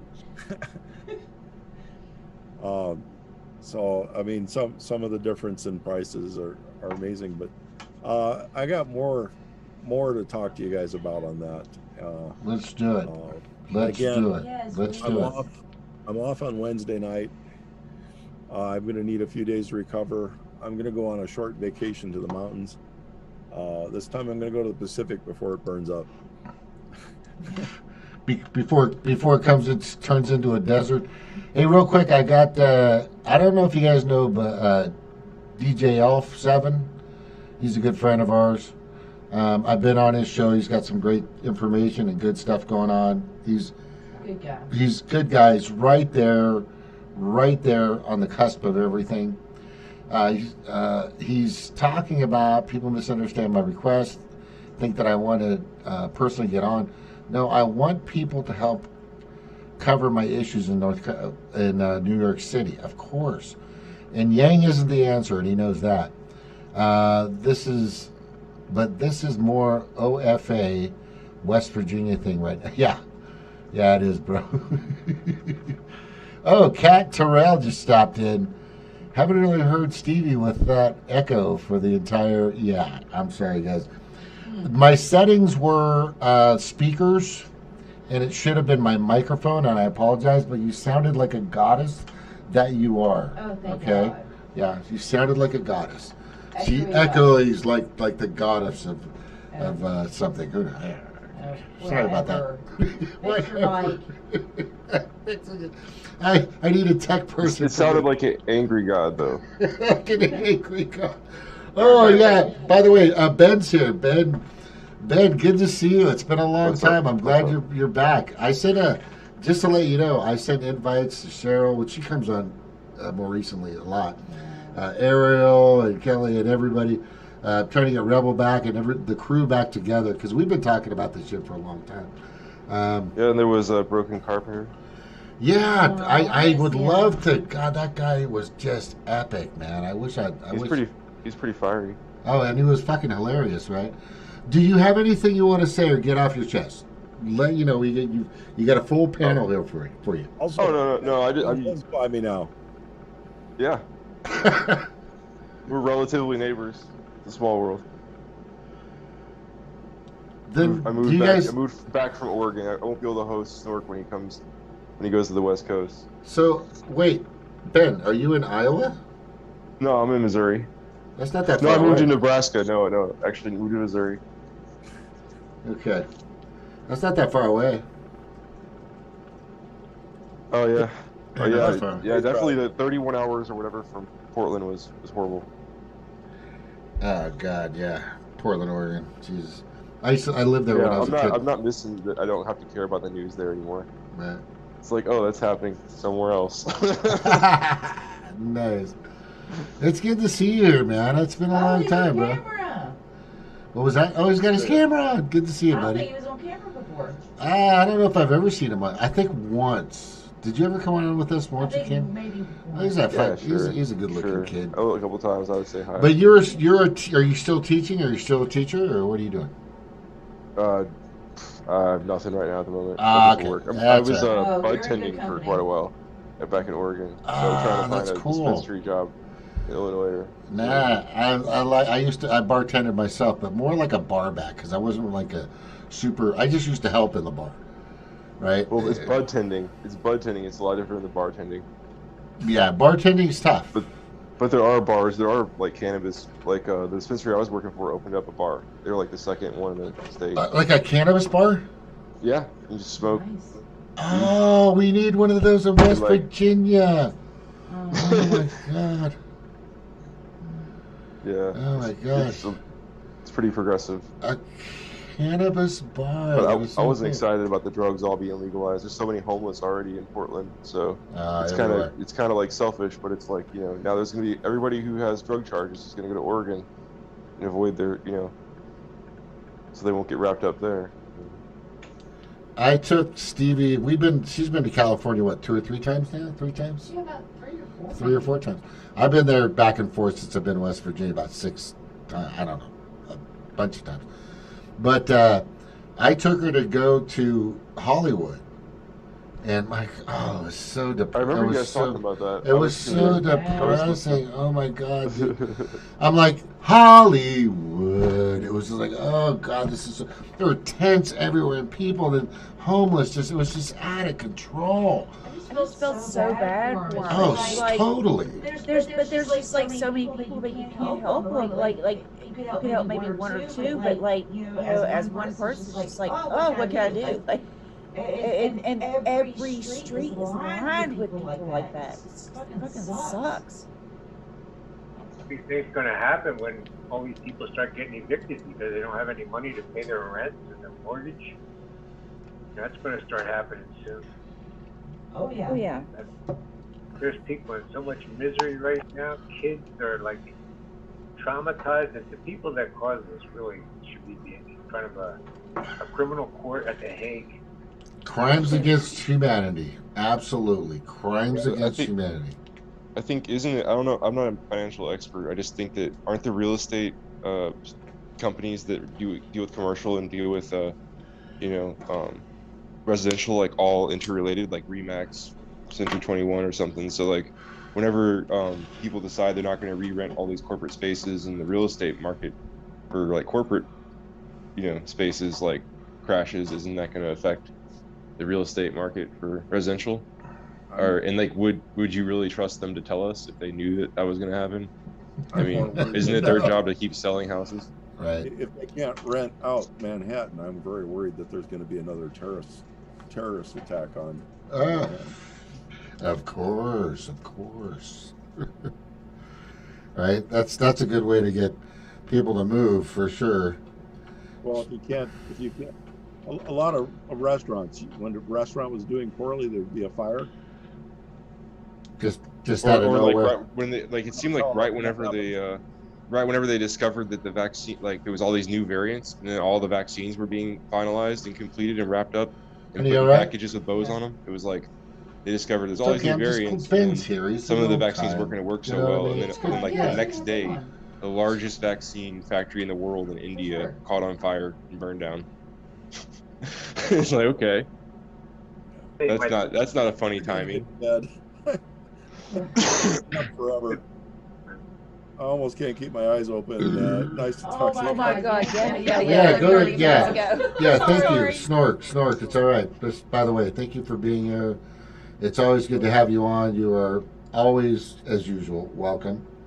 By the way, everybody, the great Snork, aka Mitch, brilliant person. If you want to know pretty much everything about anything, I don't know You anything want- about submarines. Yeah, sure. Okay. You want to have Snork on your show. You want to have Snork on your show. I just. What was that? What was He that? charges $1,000 an hour. I'm his manager. All right. So Ben's your We'll work out the manager. percentages. We'll work out the percentages later. 30, All right. My good 30 buddy. like an attorney, 33 1/3%. Yeah. Oh, they get better than that. I did too. They're good to have him on. No. So good. Go ahead, Ben. No, I mean, Don. Be a soldier up in the Pittston area, Pennsylvania. It was a crime family, the Buffalino crime family years back. But he was a firebug from it. He was in jail a couple of times for arson. He got caught. What? But that's what they did. They started losing money, and all of a sudden, It's all dollars and cents, right? It's all and we are all dollars and cents We are. in numbers. Sorry, I didn't mean to interrupt you, sir. No, we are. Ben, you're right. But yeah, like I feel like they're not going to tell us if the stock market's going to be looking bad or if they project this or that. It's like they're going to bail out first. They're going to get out with their money. I think they're going to They're already doing it. It's like Sam Hyde said. Do you really think the the future of banking and the future of finance and all these major institutions is going to be just run by some kind of anarcho online groups and coins? Like, come on, that's ridiculous. And I feel like the car companies are happy to take Bitcoin, or different companies are happy to take Bitcoin until it all starts nosediving. And then how much are they going to take a nosediving currency? Yeah, when Bitcoin's going from 15 to 30 to 50,000, like, let's go ahead and take some of those. That sounds great, But then couldn't there be an orchestrated, couldn't there be like a concerted crash of those things? And then, and then guess who gets out first? Just like always, they could sit there, since there's some legality to it, play with Bitcoins, and then They're already trying to take them down. Take all this money out of it. Klaus Extract the Schwab. money out Yeah, of it. they're already trying to take that. Yeah, Ben's totally right. Look what's happening now. Yeah. They're printing money that our government is borrowing from a private bank, the Federal Reserve, to buy the stocks that are failing, that are really worthless.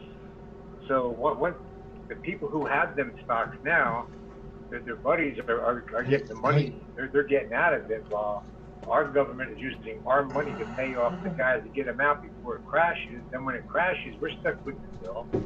There's going to be a major depression, and the banksters get away free again. So how does that work now again? It's like how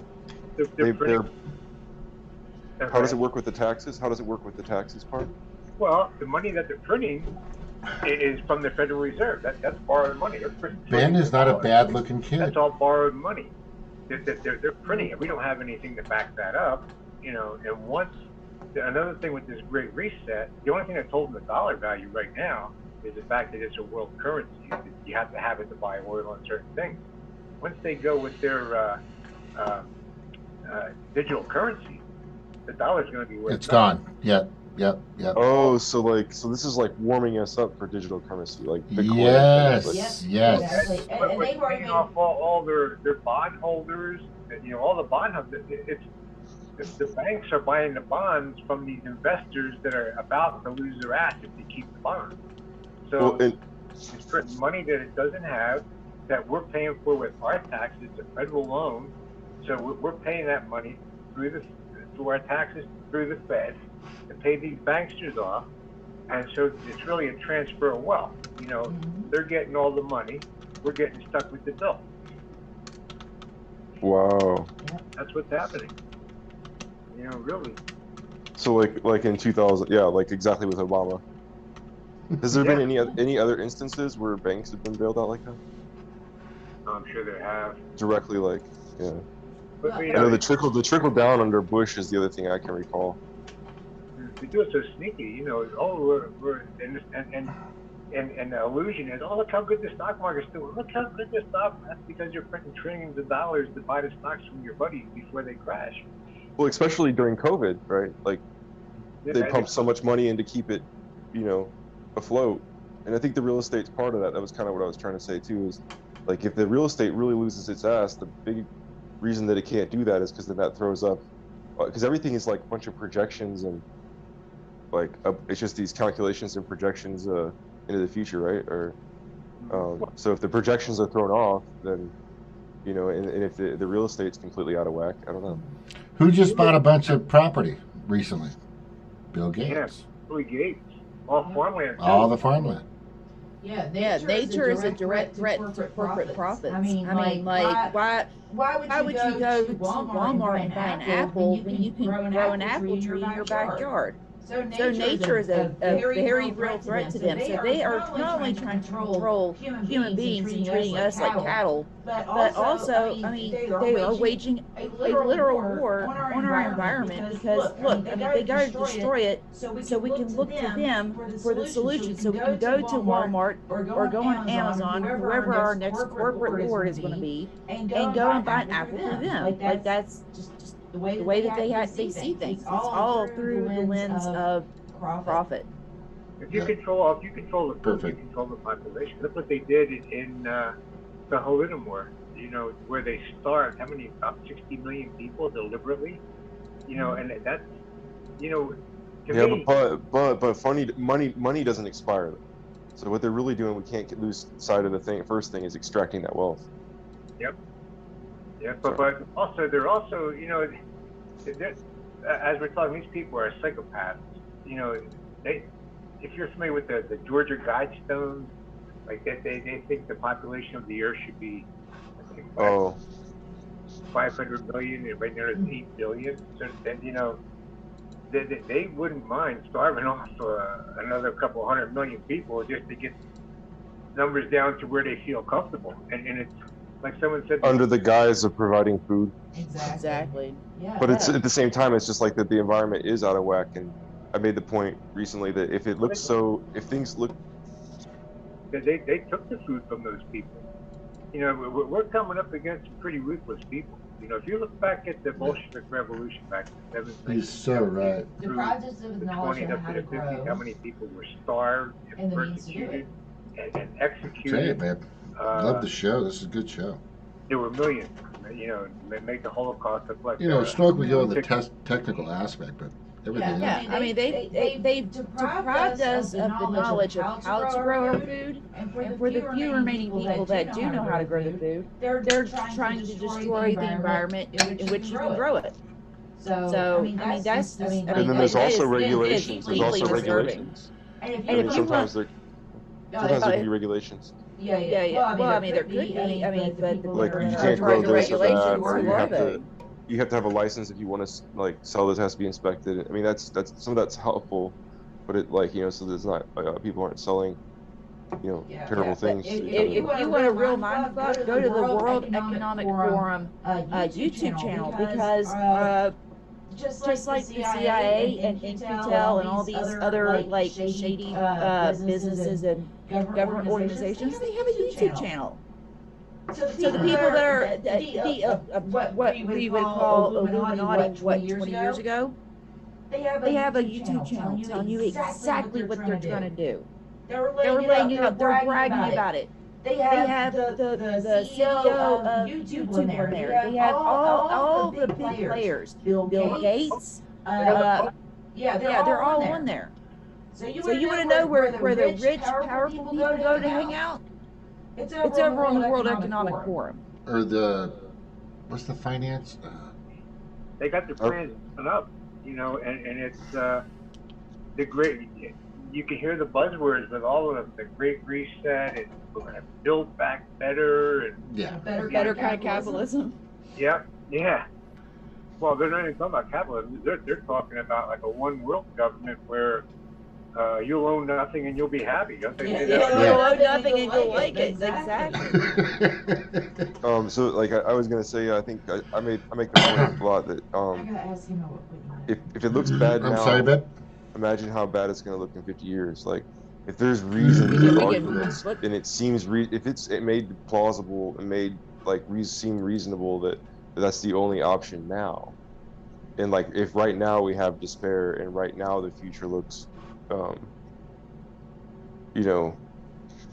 really bad, then think about in 50 years how bad it's going to look and how the projections are going to look, and it's going to be and that argument's going to be even more salient and, you know, acceptable to people almost.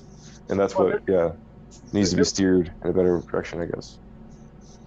Their plan is to make everybody so desperate, like Canada.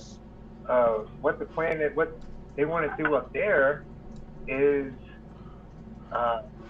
they tell the people, we're going to forgive all your debt.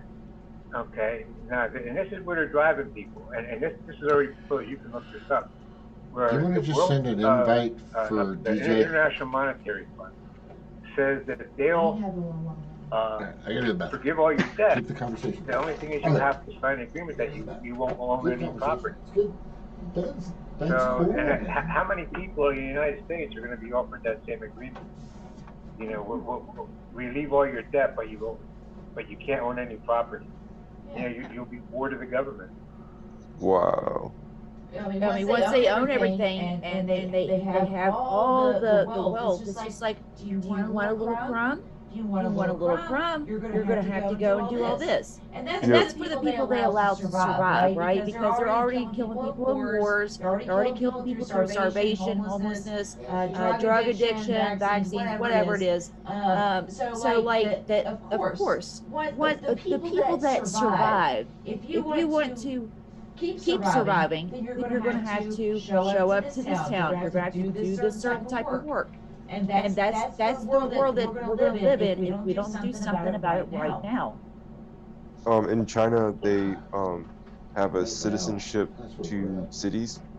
So, like, if you want to move to a nicer city, and you want your kids to go to school there, and you want to have an official job, then you have to have like a passport to that city to live there. So you're Chinese, but you can't just like move there. So you'll need to work like as like an indentured servant or get like 50, 70, I don't know, % of your wages to go to pay for that.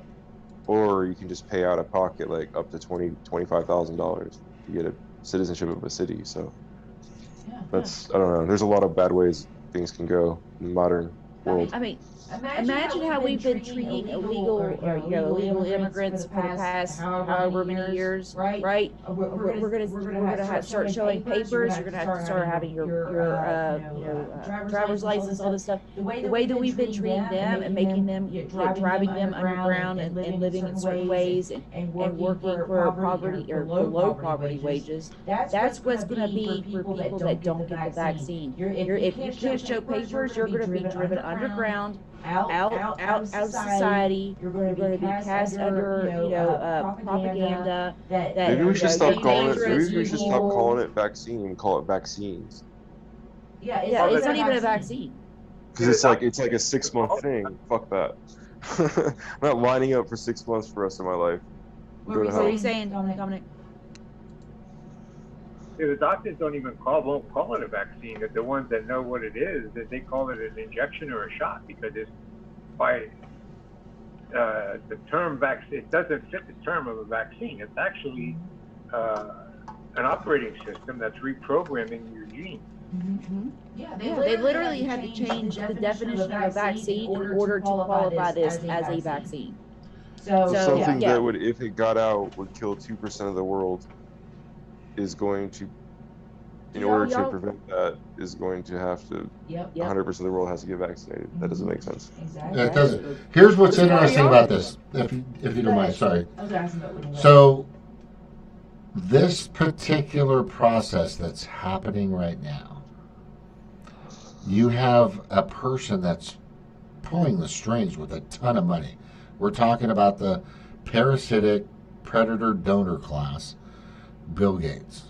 His main message that him and his ex now have been pushing out for, God, at least a decade or two, is their eugenics. The father, their father is all about eugenics, right? It's all about depopulation, et cetera, in that direction, which is we're talking possibly mass genocide.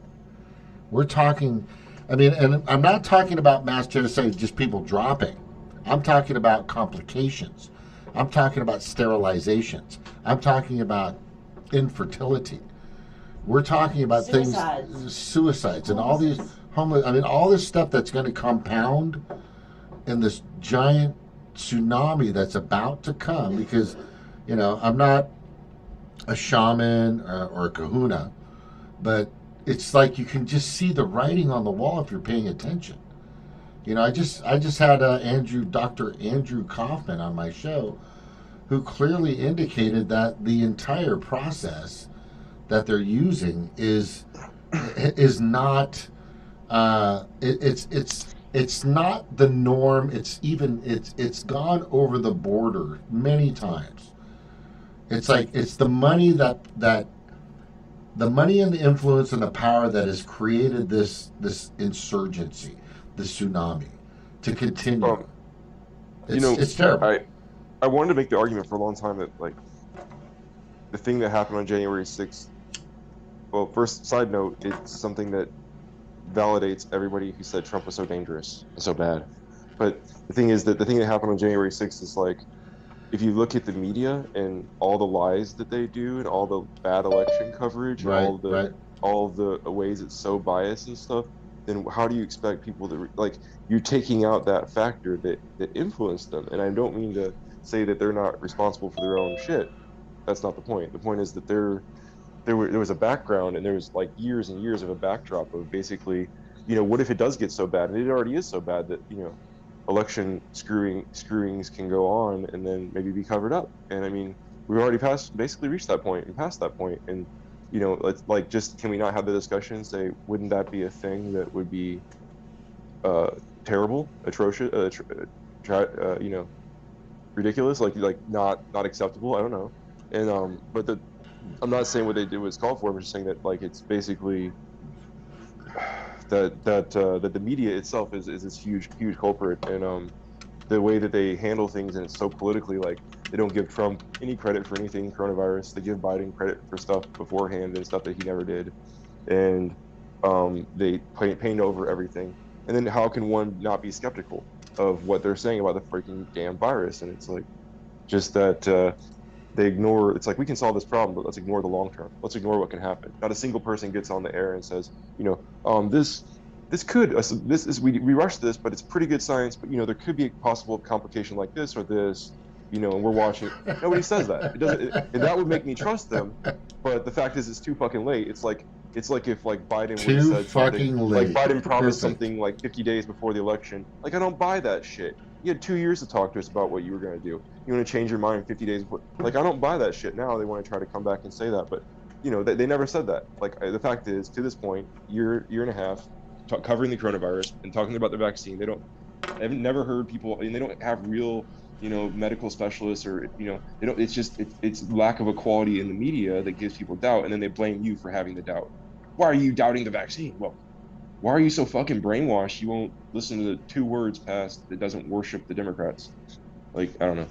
Sorry for going long. Just so you know, by the way, welcome, y'all, bro. Good seeing you, brother. But here's the thing I think people need. What's up, bro? So what's interesting to me is when on the 6th, there was something that went out that I got a piece of within the Republican base. And they were very pissed off with that night or that day. And this is just from what I'm gathering, is Trump was supposed to go on and challenge with his Stop the Steal. He was supposed to say, I do not condone or authorize, or whatever the case may be, this judgment of me being out of office, because all this is blah, blah, blah, blah. But it didn't happen. So he slithered out the back door, and what went with him was Stop the Steal. That whole tsunami that was coming, which many people were, I mean, Convo Couch. I mean, Pasta talks about this all the time. Tim Canova and Nico House and Pasta did this video of them beating up this election machine because they knew that there's no way that fucking this puppet half dead zombie is got more votes or had more votes than fucking Obama. There's just no way. And the thing is now that this is all gone and past, people are like past it. They're gone. It's under the rug. Nobody's looking at it. It's okay. So now what we're seeing is, or what we've actually witnessed was, and they did it in 2 primaries, because they did it in 2015-16, and they did it again. The Democrat, amazing Dominion machines, they had everything. So once I saw, and just to go back a little bit, when Iowa, and here comes the train, when Iowa happened with Bernie, and I saw how he was reacting to how he was getting fucked over big time, I just knew he was part of the game. I go, you know what? You're just not saying the right things. For one, you've got Faiz Shakar, who is your campaign manager, who used to work for and be a kingpin of not the kingpin, but of the higher up of a campaign management person or personnel or his position of John Kerry, Harry Reid, and Nancy Pelosi. This is the guy that frickin' Bernie Sanders brought into his campaign. These 3 people, supposedly, Kerry, Reid, Pelosi, supposedly hate Bernie Sanders. So why in the fuck would you have that guy coming in to help you when these 3 Bernie Sanders here has the choice of literally any progressive activist support intellectual in the entire fucking world. Like, right, could have. Jesus Christ, right. You can't source better. No, come on. Yeah. Yo, bro, what's up, bro? Good seeing you or hearing you. Hey, what's up, man? What's up? What's up? So our conversation's getting better. I think it's because of the beer, and I think we're about to light up a bong toke here pretty soon. Well, let me add on to the point you were just saying. If you look at like this guy Matt Duss, who was the head of Bernie Sanders' foreign policy, like he was Bernie Sanders' foreign policy advisor, right? And who is he tied to? Oh, Center for American Progress, which is tied to who? Neera fucking Tanden. So it's like, oh, so were we supposed to like trust Bernie from the get-go because he says get money out of politics, or he says Medicare for all, or like, why are we trusting? I'm sorry, why are we trusting this guy? That's where I'm at. Like, why are we trusting this guy in the first fucking place? That's my position. He's a herder. He's the big fucking justice. Yeah, he's the big herder that brings them into the barn and gets them stamped, and it's just God. It's just, I mean, how many times do we need to go over this? It's crazy. Dominic, we talked about it. Go ahead, Ben. The thing with the 6 was just that the Republicans didn't care when it was happening to the Democrats. Like, as we have to remember the context of like why we did something. Like, it's not our fault that we didn't necessarily realize Bernie was an imposter, I guess, even though we should have somehow. I guess, like, you know, I think if somebody, yeah.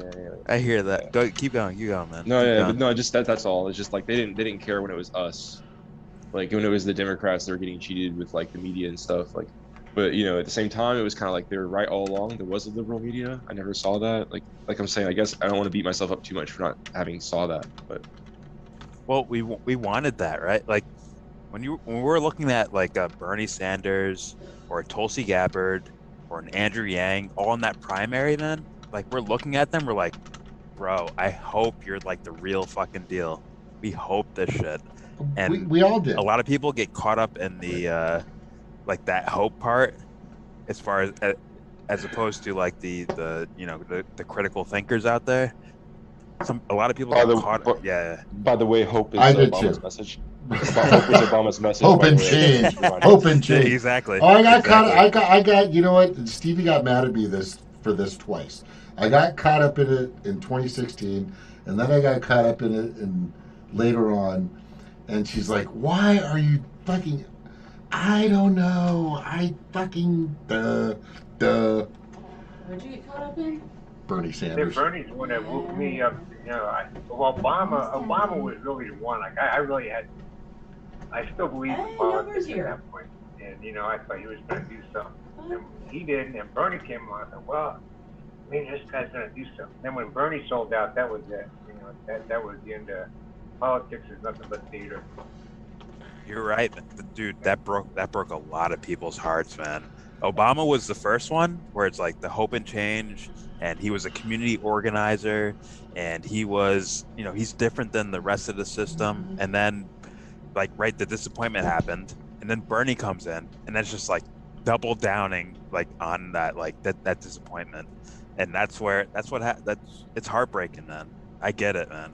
It's very heartbreaking. Like clawing at your heart, just crashing it. But this happened. But they went back because they're saying the right things, posting the right things that people want to hear and see and do, but they're not doing. Yep. There's nothing happening, and that's why I brought this up several times tonight. Is they keep throwing it out there. Bait in a sense, and everybody keeps fucking taking it hook, line, and sinker. It's fucking nuts. It's almost like it yeah, I don't want to say the word desperation, but it's almost it can turn into that. It is. It's at that point. That's where they're at right now. That's where everybody's at. Yeah. Go ahead. I mean, yeah, I feel that, man. They're looking for a leader among those mainstream politicians, and they're not. You know, it's, everybody that's promoted on TV is either a puppet or a controlled opposition puppet.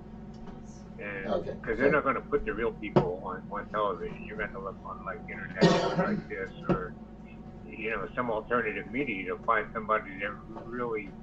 Mm-hmm.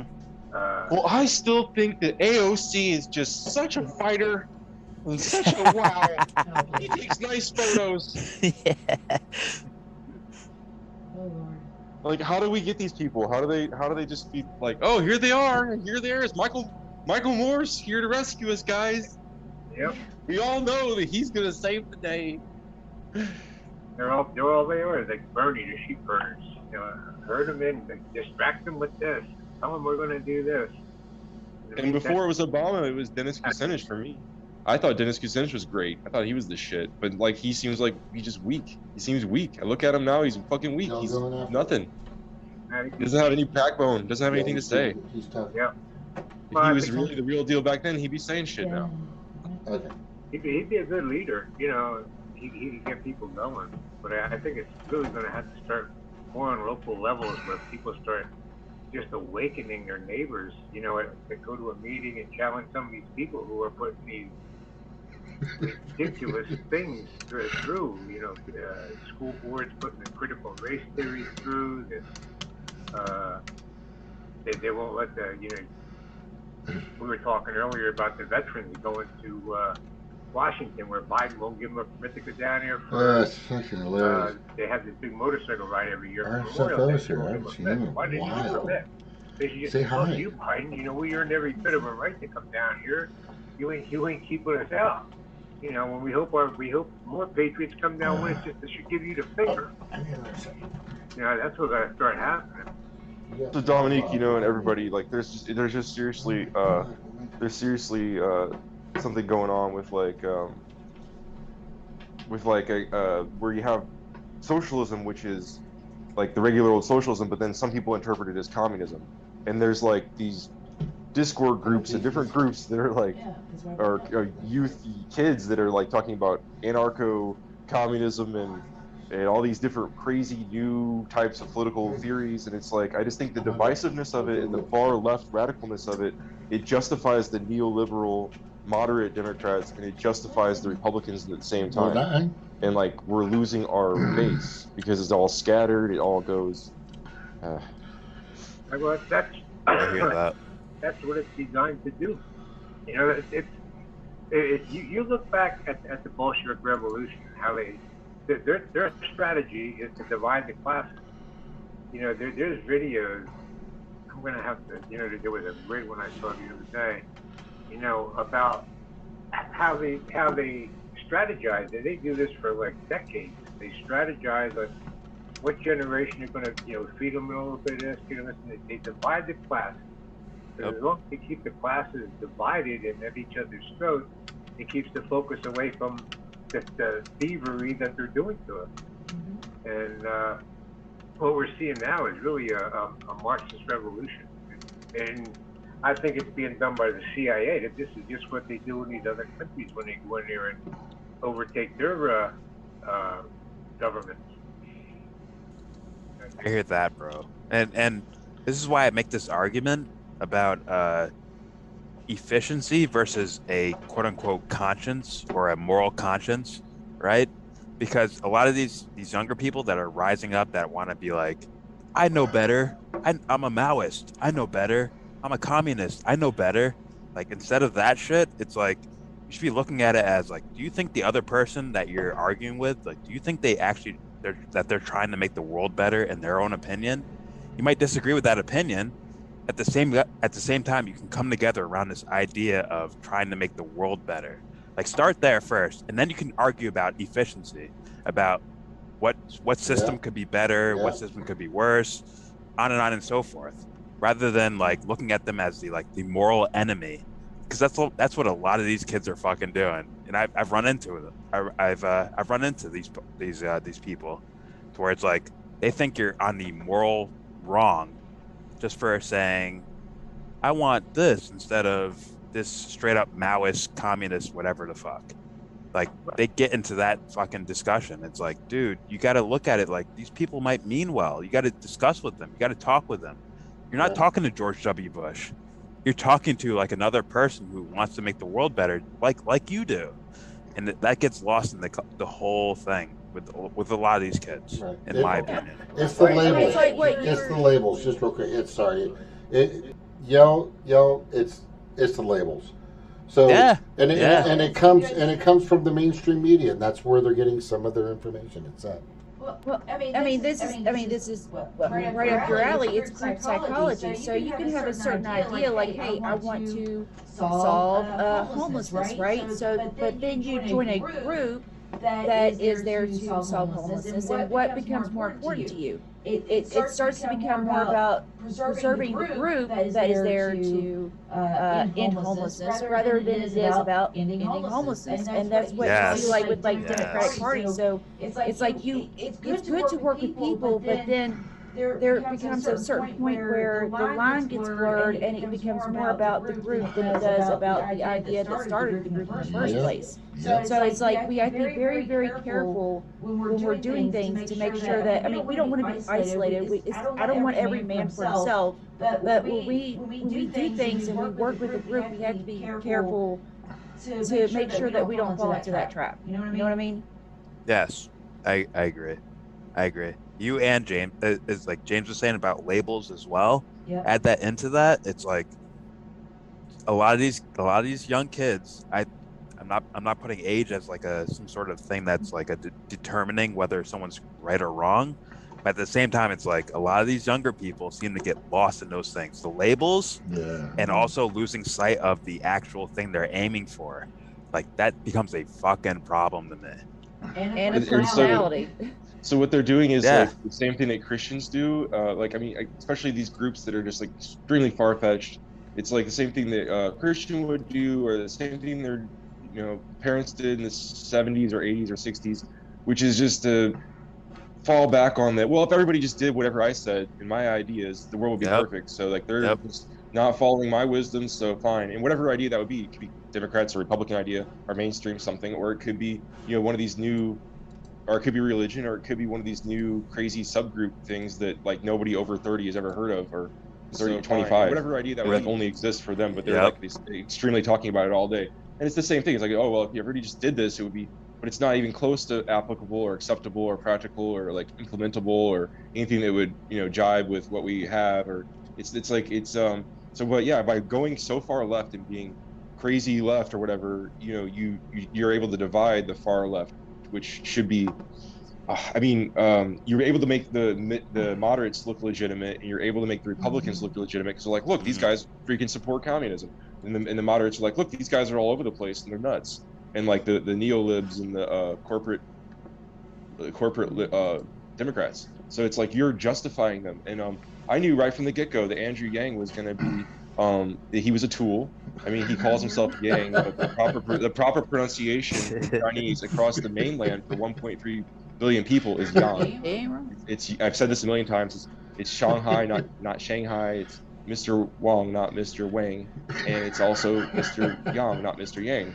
And so he bastardizes his own name and language, and it's like, and his whole point was just to make like it look like America has such a dynamic, thriving democracy that look, this Chinese guy can get in there and say whatever he wants. See this PR, see these optics to China, see the optics to Africa with Obama.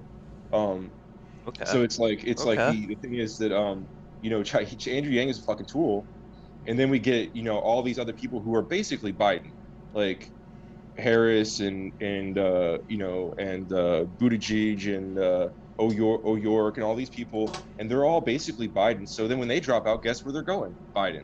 Yeah, if Yang would have dropped out, guess where they would have went? Bernie. He didn't. That's it, like, it's so obvious that like you can see how that was set up afterwards. Like, you couldn't see it. It wasn't easy to see then, but I mean, but the thing that made me mad about him, or the thing that made me mad about people, like, I want something else. Like, Bernie's not good enough. What the hell? Bernie's platform's not good enough?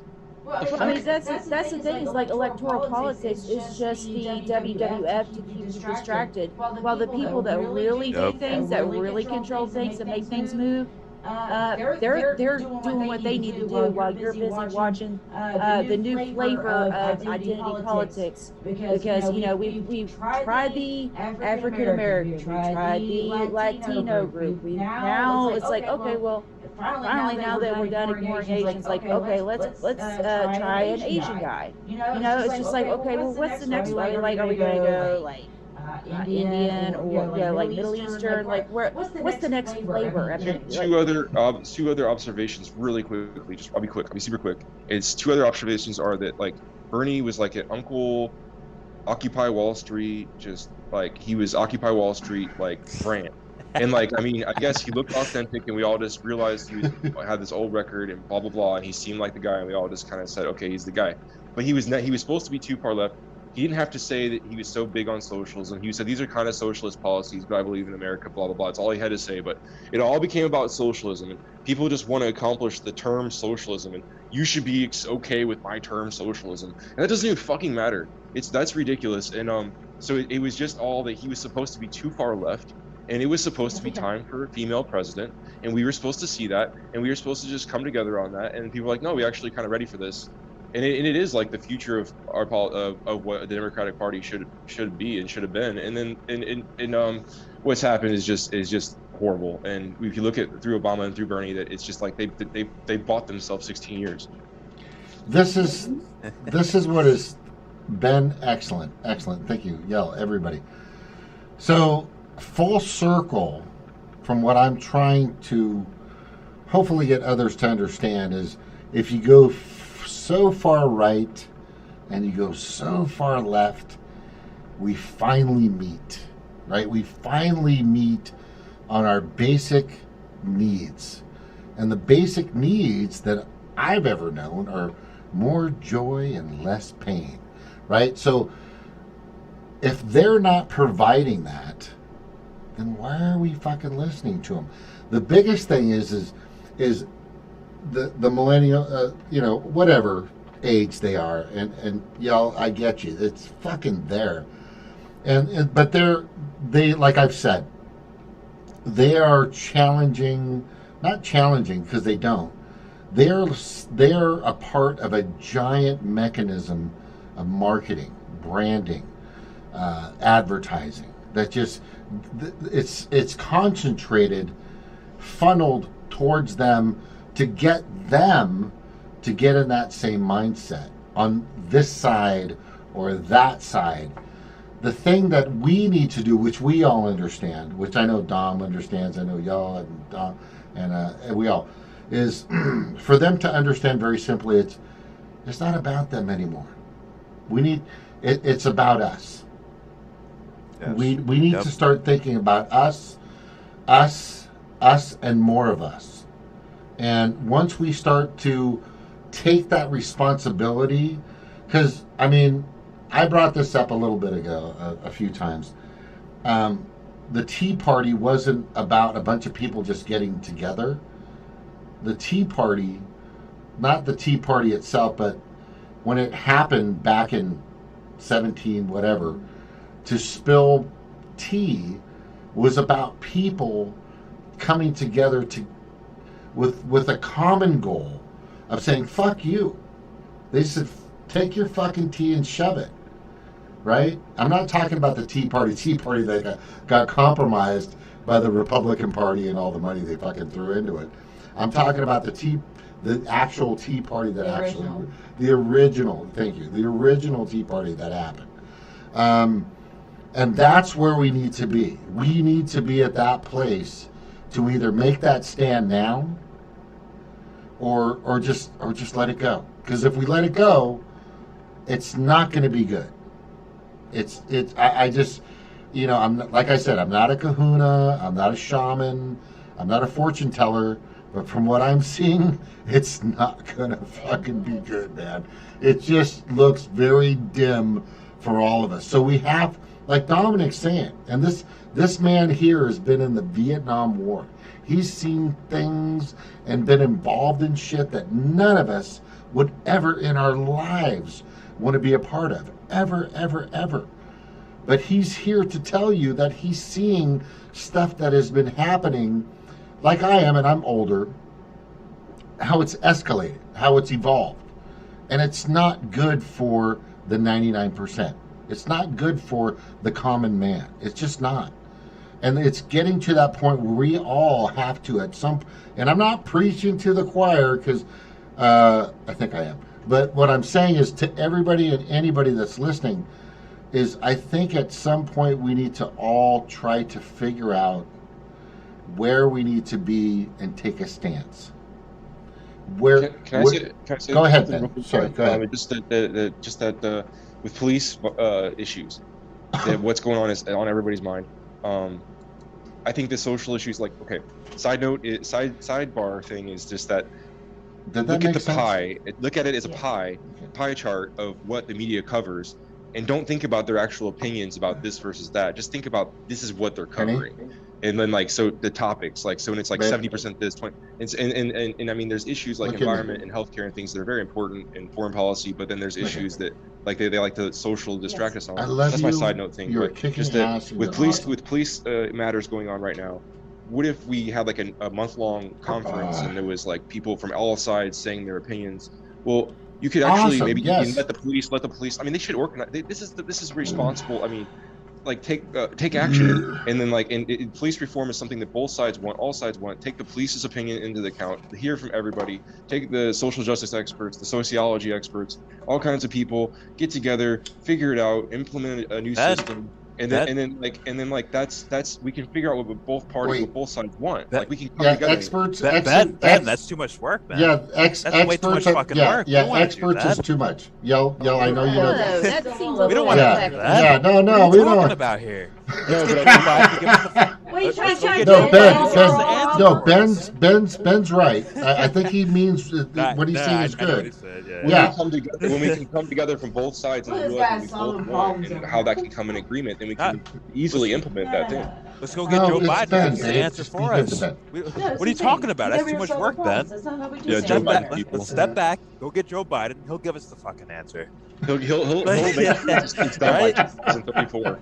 That's what they're telling us on TV and shit, right? He promises it's going to be done by 2034. He's Right? unique because he's the first president that ever promised infrastructure. Right? That's remember all that infrastructure he's telling us under Obama? Remember all that? Yeah. Remember all that? Actually, what it is, the young people really, what has to happen now is have to start getting together and doing what Ben was saying as far as getting people together. It's not happening because nobody's making it happen. But you must know one or two people, or I found a couple people that just posting on social media groups. I'm a member of the Eastern Area Community Coalition. I was on the school board at one time, and they were going to cut programs and stuff. And there's one woman from the community organized this group of people, and they got together, and I was on it. The mayor came to it. Well, I got in touch with her, And, she's interested now in pushing back against some of these programs that the schools are trying to push. But these are the ways that you got to do. You got small groups of people, and then get them out there, and then you start educating the ones that are the best speakers, and you're like the staff. You all work together to get the information that you want that person to present at a meeting. You're there to support that person, hand out flyers. You have to do things that you're starting really from scratch, because right now 2/3 of the population is controlled by Cambridge Analytica. Right? So you got to get stuff in their hands, just quick bulletin points, of what you're going to talk about, and start going to these meetings and getting people organized, because this is going to be a long-term thing, and you really have to start. When I said before that I was on this Teamsters for a Democratic Union, it took us 20 years to get the right to vote for the president of the union. Okay, but each year is another step in that direction, as long as you have your focus. And people have to start really focusing on the issues that are important in their communities. Right. I think school boards right now are really an important issue, because they're indoctrinating these kids to hate each other. What they're doing now to these kids is terrible. 7-year-old kids telling them that, you're a white oppressor and this person's a victim. How is that any way to raise the next generation? But that's what the communists do. They're going generation to generation. We got to start catching up with them. And put the brakes on. Right A now. lot of groups Epic. are, actually. But that's one of another thing, this mask issue with these kids. It's a good conversation. In fact, we should have started In like some 40 meetings, minutes ago. And find some other activists that are willing to go out there and support or speak at these meetings. And I think that's what's so important about what you're doing, Jordan, is you take a look. It's like a more of an introspective look, right? Because you're about mastering your mind, so that you can go out and talk to other people. So you can be in control of yourself. So you know what you're capable of. You know what you can do. You can push yourself and be better.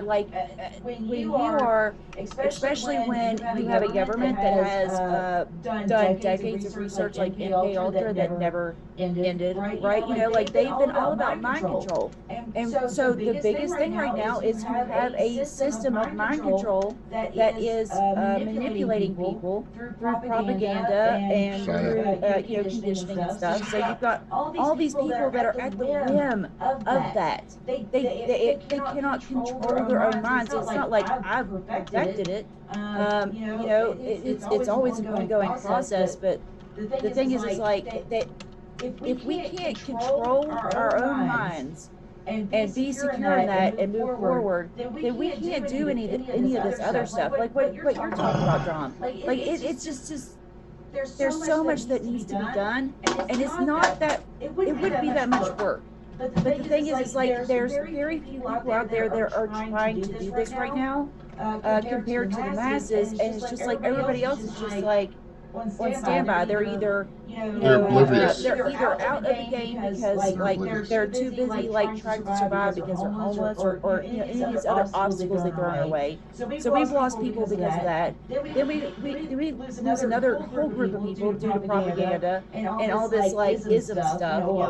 I'm a Maoist, I'm a communist, I'm a this, I'm a that. It's just okay, well now we've lost all those people because they're so busy wrapped up in their groups that we can't work together. Right. And it's innocuous. It's very innocuous and just simple how it seeps in and gets to us. All the ways that we can have our own minds, victim and susceptible to thought control and brainwashing and being nudged and being suggestible and susceptible. And on a rating on a scale of 1 to 10,000, how would you rate the suggested videos of YouTube or the suggested shit that pops up on the internet? How would you rate it? It's terrible. They suggest shit to you. We're the ones that create the internet. Our creative ideas, our creative posts, our creative shit, on Google, people built the internet, people built YouTube, people built all this stuff, but we get 1,000 ads a day, each and every one of us. So, it just seeps in. It's innocuous. It gets us. We get influenced, and Dominique was saying about the CIA controlling something. We camped with them, based on hacked documents, showed us that 409 different YouTube channels around Asia were like all anti-Russian, and they were all funded by like the British NSA or something. And like, if they're doing that in Asia, guess how much they're doing it fucking domestically?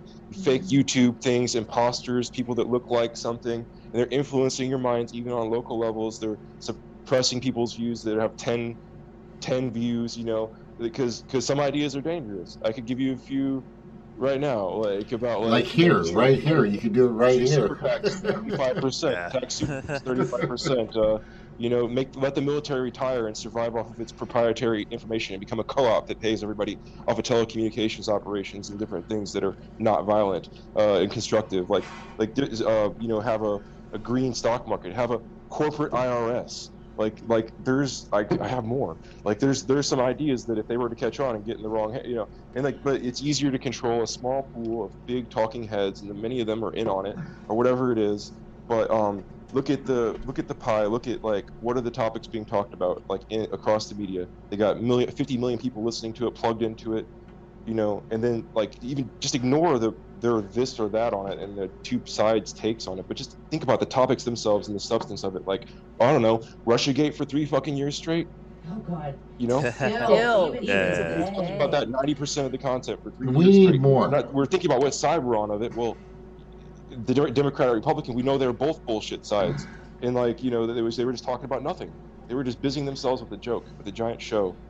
And, and we always get caught up in it, and that's how that brainwashing works, because we're stupid and we're not focused and we don't say priorities and stuff. Well, I don't want to say we there, because clearly if we like people who fall for something like Russiagate is going to fall for something like what Stevie was talking about as far as like isms. Like if all of us here fell for isms, we wouldn't be talking to each other. Because we're all fucking different types of people from different backgrounds and whatever the fuck. Like, we would not be talking to each other if we fell for those isms. And in regards to like something like Russiagate, it's like that's kind of a similar thing, man. That's a groupthink type of mentality, where people fall into wherever it comes from, mainstream media or whatever, or the State Department, even worse. And it's like, guys, this is beyond. From background to what you look like to what your favorite fucking sports team is, it's beyond that. It turns into like who are you as a person? Have you stood up for who you are as a person?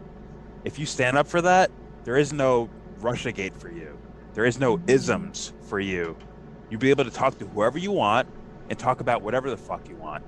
But a lot of people fall into they fall into the traps, man. And it's sad. It's sad to say. It's very sad to say. How do you eradicate and purge yourself of that? I don't think you can. Like it's mass there. psychosis. I mean, even like I think Christianity itself, like, you know, is something that was like just sort of, you know, gets into your ancestors, your family's sinews and blood and bones, and then it's hard to purge yourself of.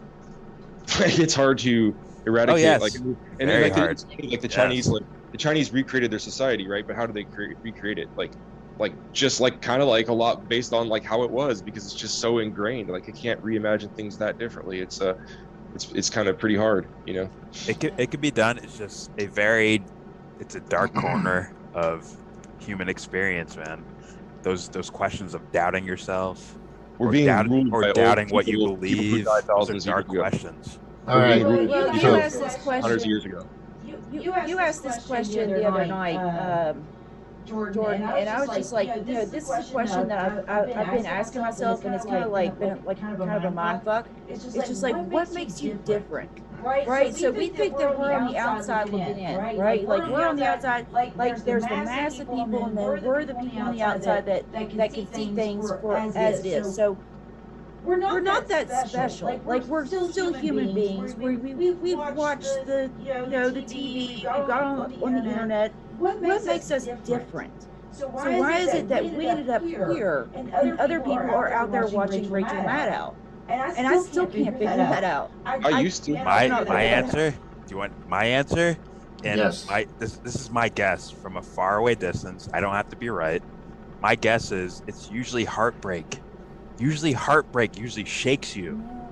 I don't know where it comes. Like, whatever your scenario you're in, that that breaks your fucking heart, man, to where you're like, you start looking at the world differently, whether it's depression or rage or something like that, where it's like, fuck, I have to view the world. I have to view trauma. That's a good word. Trauma. Yeah. Yes. Where it's like, oh fuck, the world's different for me than other people might be seeing it, and that thing could be, as much as it sucks, it could be a blessing. Yes, emotions. Yes, experiencing death and loss. Yes. All right. So yes, death. Yes. Yes. Something that jumps you out of it. Yeah. Yes. So I've been in marketing, advertising for a long time. I understand how the process works. And the thing that I always bring up in a lot of my shows is it is very hard for people to escape that. It is very hard for people and individuals or whoever to get away from that. It's everywhere. It's plastered all over our bodies. You're almost in a sense tattooed with it, right? Yep. So the thing is you have to fight again. Your biggest fight right now, which I tell people all the time, is the marketing, the advertising, the branding, the repetitive,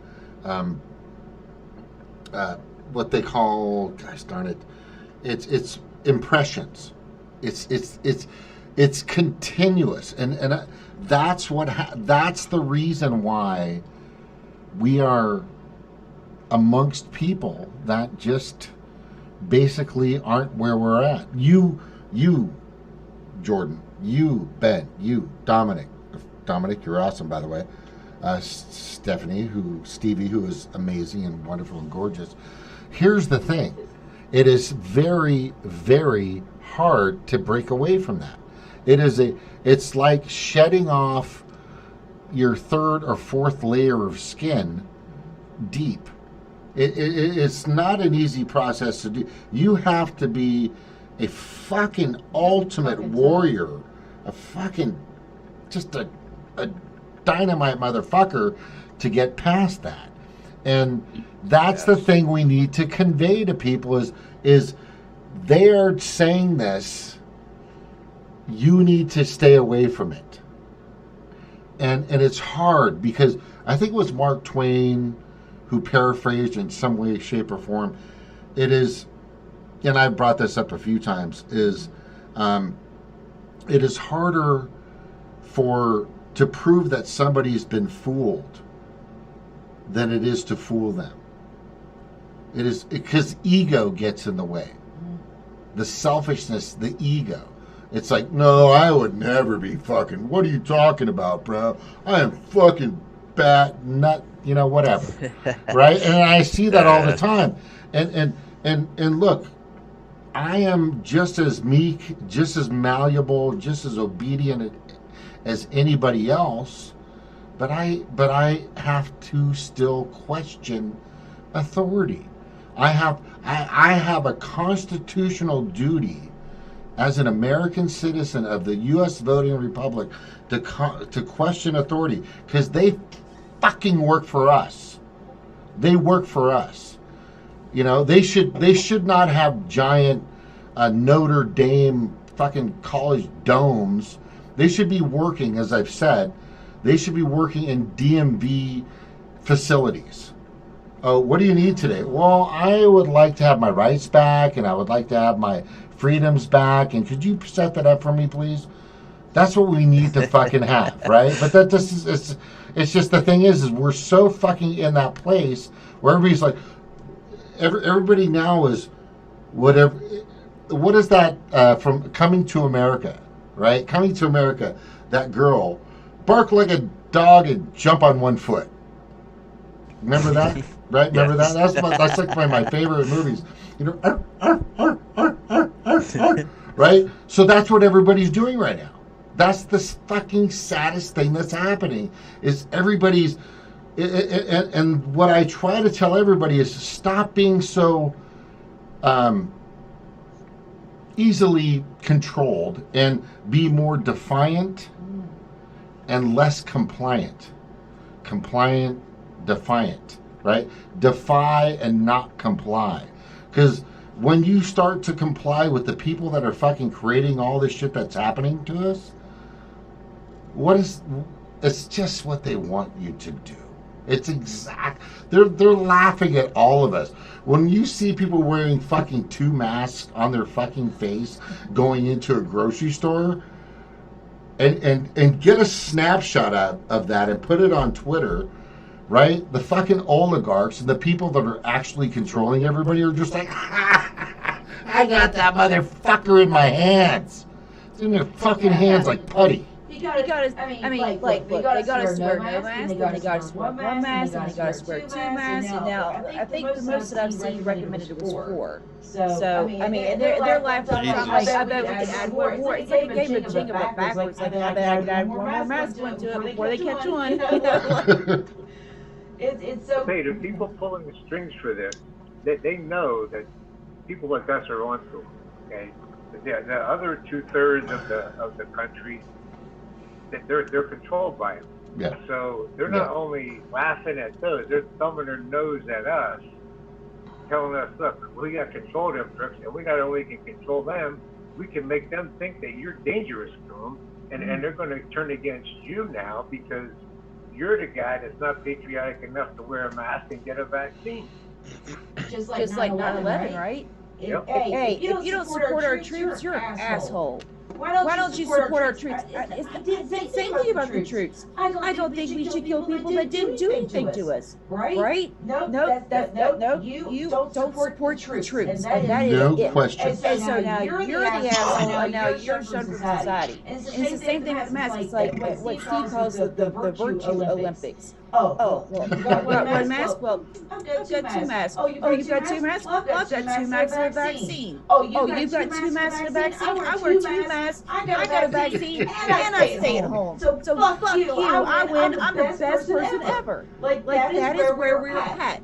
And the thing is, it starts out innocently enough. It starts out with, hey, I want to do right by other people. I don't want to get other people sick.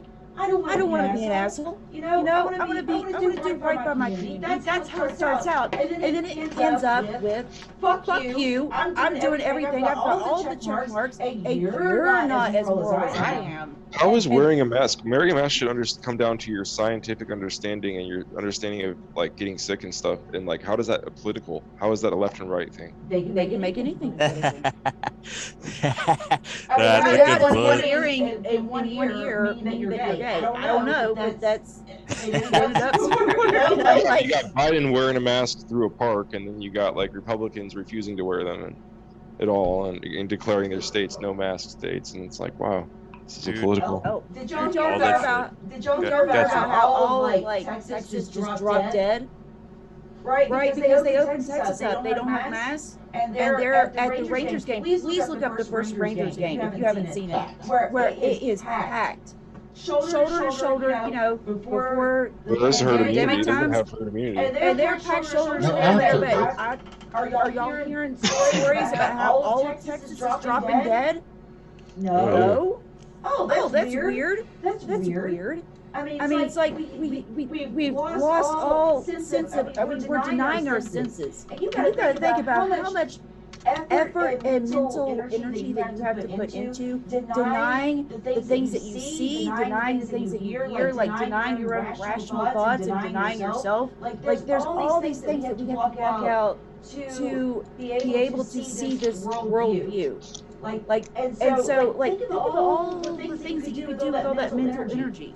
But instead, people use that. I mean, there are people that will live a good long life and die without having an original thought in their heads. They will only think things that they've seen on TV or in the movies, or a politician told them, or what they heard in church, and they will live and die and not even have an independent thought of their own. I mean, it's like functional zombies. Like it's the creepiest thing ever. Yes, that freaks me out, bro. Because you can see the potential. You could talk to normal people, just talking to them, like on the street, or your family or whoever, and like you could see the potential for like, guys, you could think way smarter than this, but you don't want to put the effort in to think deeper than like what you're actually seeing. And here's some wisdom from philosophy to help. It's like if you can't know something if you're not still thinking about it. It's impossible to know something that you're not still thinking about. It requires it. You still got to be thinking.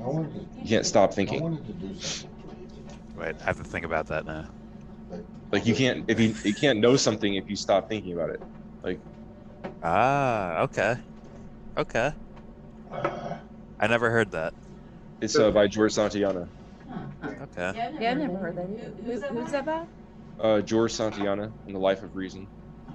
But it's just something about that. Like it's like you have perceptions, you have this information from the external reality, and like it can't just be that like I'm just going to decide that this is this way and then ignore everything. Like that's just not knowing something. So if you can't know something if you're not still thinking about it. So you have to be receptive to new stuff. Yeah, you have to continue. Like it's impossible. It doesn't make sense. I I stopped thinking about this 6 years ago, but I know it. It's I was gonna go with the unexamined life isn't worth living. But that's more of like an honor code. No, please. Yeah, because meaning is so important to us all. Like we have to find our own meaning. We have to, and that's why if you go to a psychiatrist and they're telling you what your meaning is, it's like you got to be really careful with that because if you're letting somebody define your meaning for you, that's dangerous. Yes. No, they just give you prescriptions. Humans are meaning-making machines, man. We are all about meaning. Even the reasons why we'll do something stupid just to survive, the only reason we'll survive is to add more meaning to the world. That's the only reason we'll attempt to survive. Well, I think that there's no reason to communicate without meaning, actually. Yes. But yeah, I'll agree with that too, man. Unnecessary words. Yes. In the way that you basically you can learn the way to do something. You can learn. I don't know. There's something worth learning. Something that helps with the art of life. Yeah. Go ahead, John. One of the big next steps is be willing to change your thinking. To adapt to what you've just learned. Like I think one of the biggest mind fucks in the world is military and getting people to fight each other in a war. That's what the worst of humanity. Did you say wrap it up? Okay, so but when I was 18, all I heard was the communists are taking over Vietnam. They're killing the Americans. What time is it? My parents, my dad was from World War II, and I grew up on all these John Wayne movies. I'm thinking, well, it's my duty now to go and fight the communists. But then, those people never did anything to me, but I never knew that until about maybe 5 years later. When I got back, I was driving a truck, and I run the road, listen to Larry King, and I got different information. That different information changed my whole perspective of what just happened there, and it really woke me up to the fact that I was conditioned to do something that I would never in the world have thought of doing to somebody else. Now, they've been doing it, that since then, how those wars are that, just conditioning people to hate each other based on some politician or oligarch's needs at the time. If you need some oil, then you're gonna have to go hate these guys down here because they gotta bring democracy down there and get that oil, and it's just not adjusting to the new information or being too closed-minded to accept new information. I think that's one of the biggest downfalls of people, and one of the biggest things that is hard to overcome and admit that you really did something terrible. It was terrible, but at the time you thought it was good, and that's how distorted they can make things get. That's how distorted things are right now. The whole world is so upside down. Well, I mean, you have car dealers or salesmen or people. Not just don't want to single anybody out. You have people. I don't want to single anybody out, but you have people every single day that are taking money from other good people because they're just following orders. Like, and you know, they're much less obligated to do so, by the way, than you were extracted in a foreign. So I mean, you know, it's words fall short, but you know, obviously don't beat yourself up too much about something that was basically, you know, common and unforeseen, and just, you know, like I mean, it's like I was just saying, I don't beat myself up for really not knowing that Rachel Maddow was full of shit when I used to watch her in 2013 or 12 or something. But like, it's a forgiveness process for sure. Yeah. I mean, you gotta recognize it and then like kind of forgive yourself. I mean, and use that knowledge for good. Yeah, I mean, you can see parallels now, how people are pawns now, how people are being pawns now. I mean, and that's why I forgave myself a long time ago. You know, it's something that just happened. You know, I would have never done it. You know, I did it, and it's over with. But that's what I try to do now, is use that knowledge, you know, and use that experience. Let me say this. Make it clearer for somebody else to see. You know, how easily people can be manipulated. And, you know, you really have to think about if you're going to take a drastic, especially what's happening now with the country. These people are taking such a drastic step that's going to involve the lives of their children and everybody's children after them, and they don't even know what the fuck they're doing. They don't know what they're bringing about. Oh, dude. Okay, dude, just it's like if you don't mind, you guys. Let me tell you. If you don't mind. Good. I was in the military. I was in the Navy. On the Carl Vinson, which is the same ship or aircraft carrier that supposedly got Osama bin Laden, right? But here's the thing. You follow orders, you do what you're told. You follow orders, you do what you're told. And that's just, if you don't, here's the exclamation part. Here's the exclamation point. If you don't, people die. That's how they train you. If you don't do what you're told, people die. But at the same time, like, hey, James, right? Hold on, Ben, if I don't save your soul, I'm a bad guy. No. But at the same, yeah, of course. But at the same time, you're also killing people, right? And this is a mechanism that we need to understand as a vet, as Dom and I are. It's not our fault. We joined up to protect our country. The number one thing for us was our freedom of speech, our freedom of privacy, our freedoms, our liberties, you know, everything that's in the amendments and the Constitution, the articles, the whole 9 yards. The thing is it's not that way. And when you get out, you realize this. Dom agrees, he knows this, is that when you get out and maybe years or a little bit later, you find out, what was I fighting for? Why did I go in there? Well, for some people, for me, it's either I was going to be in jail or, you know, be arrested or die, because I was in not a good spot in my life hanging around in LA with gangs and shit. But the thing is at that moment, I also had that feeling of like being patriotic. I had that feeling of like doing something that was right for my country, or doing something that made a difference. And I know there are people right now doing that, because my daughter is a sergeant in the Air Force in Aucklandburg, England, out there right now. And she's kicking ass and taking no prisoners. But the thing is her thinking is what they teach for us to be patriotic, number one, obedient, number two, number three is for us to make sure that we get the job done. Get the job done. The thing is nowadays for Dom and myself and others that are out there, is we're questioning things.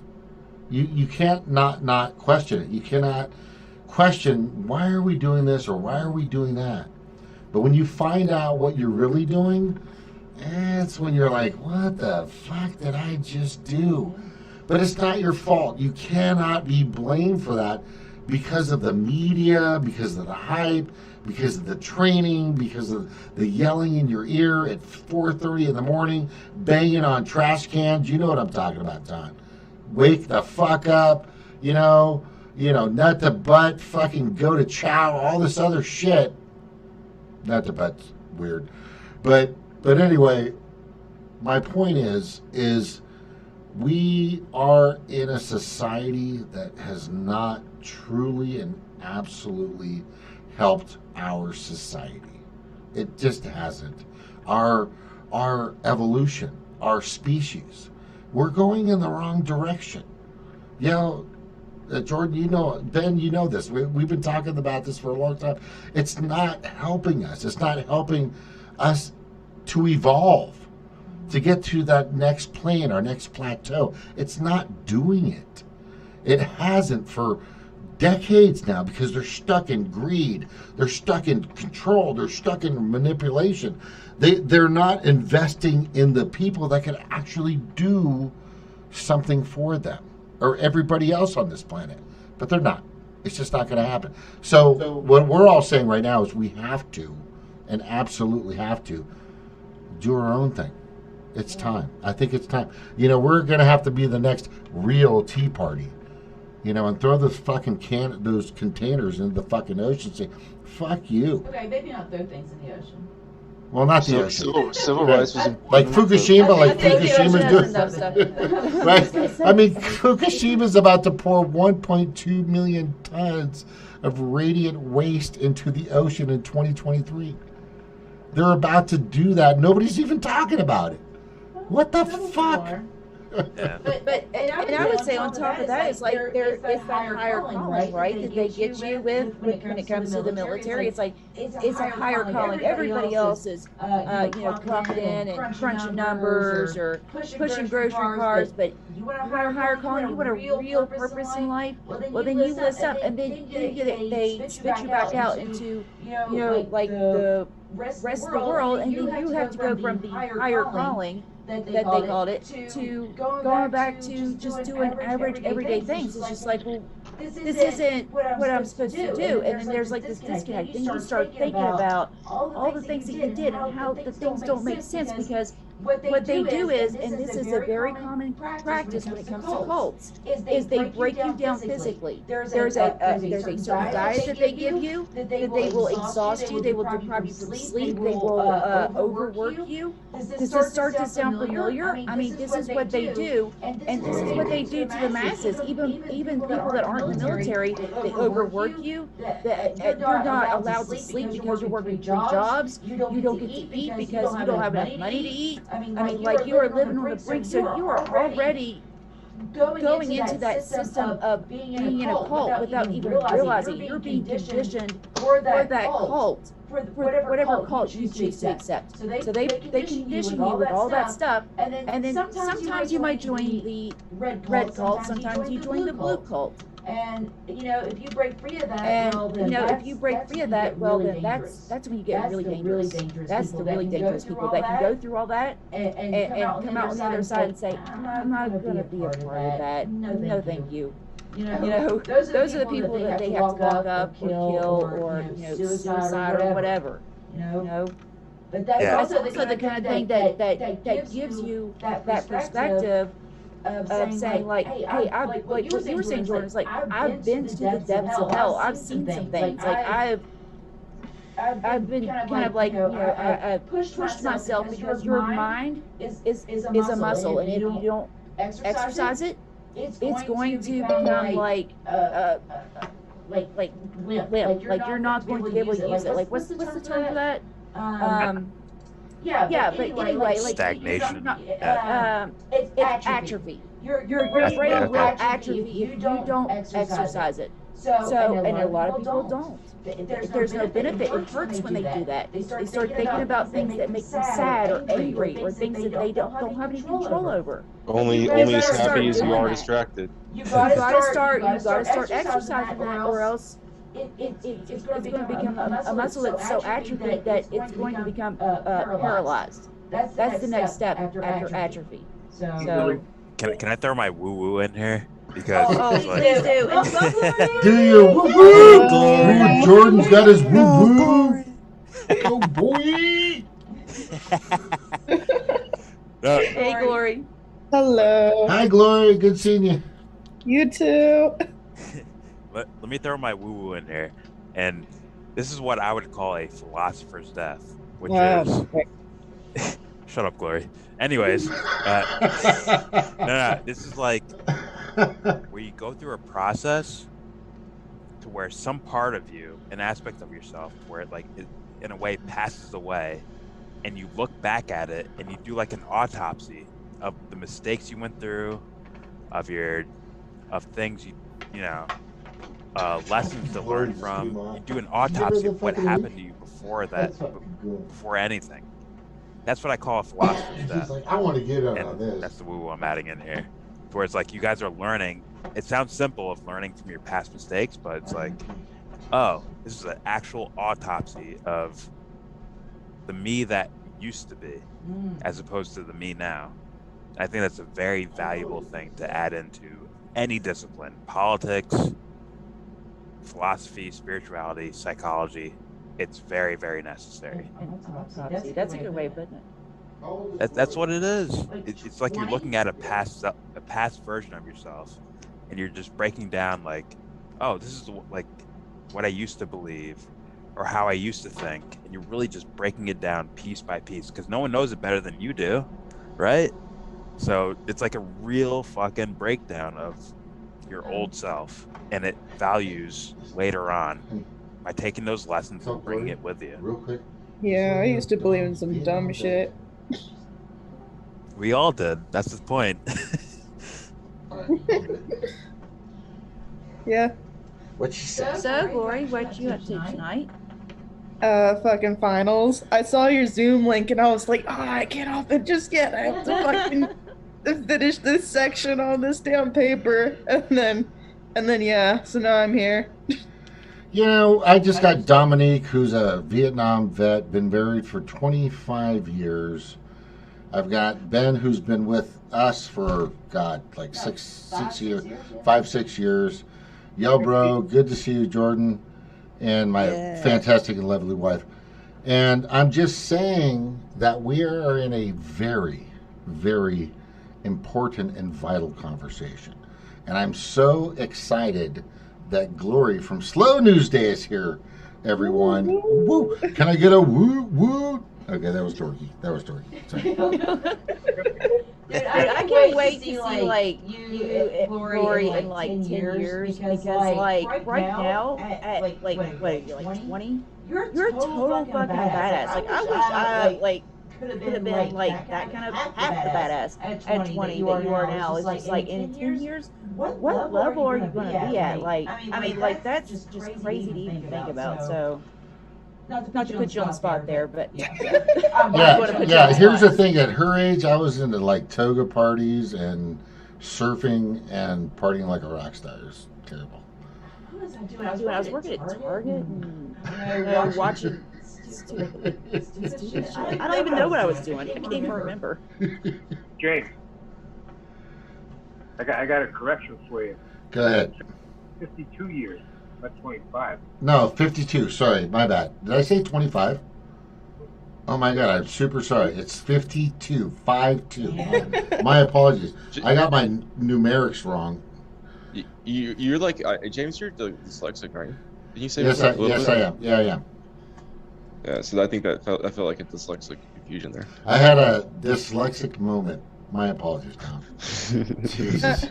But that's amazing. Just had to ridicule you there, you know. You got to hear this. His stories are epic and amazing. I mean, Don was talking about people that he did not want or to harm. It's just like it was embedded in him, and we went over that. It was just so like altruistic. I guess that's the name. It was just so amazing that even happens to this very day. There are people that are still out there in the trenches. There are still people out there doing so many things to fight for our freedoms. Yet Julian Assange is still in a fucking cage, right? Yeah, like what's going on in Latin America still. See, what I'm curious about is, okay, Chelsea Manning got out of prison, right? So, if Chelsea Manning can get out of prison, how did she get out of prison? How can we, I mean, can we apply the same thing to Julian Assange? So it's just like, I need to look more into that because that's something that I want to see if there's any kind of parallels that we can use. But of course, they're trying to make him the head on the stake to deter other people. So that's the biggest thing that we have to overcome. But you know what? I mean, I think that this is going to sound like, you know, wishy-washy, hokey-changey kind of thing, but there's nothing that we can't do if we set our mind to it. So, I mean, Klaus Schwab can go around, and if he wants to take over the world, well, just take over the world. So we can't get one man, this dude over here can take over the world, but we can't get a guy out of prison. I'm not selling that short. So I'm not, you know what, if Klaus Schwab can take over the world, I can get a guy out of prison. That's how I see things. We can. Well, I mean, what sucks about, like, well, I mean, I shouldn't say it sucks about the whole Chelsea Manning release thing is the reason why she was initially released was because the grand jury against WikiLeaks was dropped. And not only was that grand jury against WikiLeaks dropped, but during that very trial, the U.S. government was forced to fucking testify and put it on record that no one was actually harmed by the releases of WikiLeaks. So there goes literally one of the key prosecution's arguments right there. And yeah, I mean, it sucks that like he's still having to fight this case, even though it's being debunked on every count. And yeah, I mean, they debunked their own case. Like that's the thing that gets me. Is like, what are the charges? Espionage for somebody that doesn't live in America. I mean, like, there's just so many things that are just like it doesn't line up. And then whenever I type his name into any kind of search engine, whether it be Google, DuckDuckGo, whatever, it's just like, what are the first things that come back? NPR about how he's a Russian asset. It's like, what the fuck? There's absolutely nothing behind this. It's all an illusion, a magic trick to like hide the fact that they're literally holding him on nothing. He's done nothing wrong. And did he expose anything that was not factual? Everything has been proven true. It's not that he was wrong. He just published information. So if he can go around telling people the truth and get locked up and tortured for it, then what does that mean for everybody else? What does that mean for me and you? They are set on making an example out of Assange. That seems clear as day, right? Absolutely. Yeah. That is the number one goal. It turns out that basically, potentially, it could be like just a brief little blip of moment whenever you could basically expose something like that through the internet, and maybe somehow it'll be shut off so that, like, you know, things like that can't get out. Like, I don't know. I mean, like, maybe that was just a flare up of a unique time when things could get out like that. But at the same time, I don't know. Listening to the Jimmy Dore thing with Glenn Greenwald, where he talked about things being uploaded to his cell phone about the Brazilian case, that was very fascinating. So at the same time, maybe the technology is uncontrollable, but there's definitely attempts to control it and control these things. And like, there's sensitive military matters, but there's all kinds of just heinous bad guys that WikiLeaks has exposed. Like, seriously, go through the leaks. Like, it's horrible shit. And it's like, he's a bad guy for exposing bad guys. Like, that's weird. That's a weird plot, or it's a weird story. But it's like, that's true. There's sensitive military things, and it's a whole sensitive deal. But like, then that ties into a civilian story, like with the helicopter that, you know, Manning's involved. Isn't that Manning? Or wait, was that I'm sorry. The collateral damage or collateral murder. Collateral murder. Yeah, that's yeah, Manning. that was that video was from 2007 in a Baghdad suburb from an Apache helicopter, and it was a part of the releases from Chelsea Manning. Yeah. The targeting. We all focus on a police shooting. You know, that's normal. So. Yeah. I mean, why can't we focus on a helicopter shooting? That's okay advertising. That's okay advertising with police shootings. Yeah. That's okay, apparently. The key word right there, Jordan, is okay advertising. Yes. Yes, exactly. So whatever they have to approve it first. They go through their process, their gurus, the whole 9 yards. But if it's okay to advertise it, if it fits the status quo, we're gonna let it roll. Yep. Yeah. As long as they use it. But we're getting ready to wind down here in a few minutes, aren't we? Glory just came on, but anyway. Well, that was before you go back. Oh, Glory. Oh, baby. Sorry. Anyway, listen, guys, we've been on for.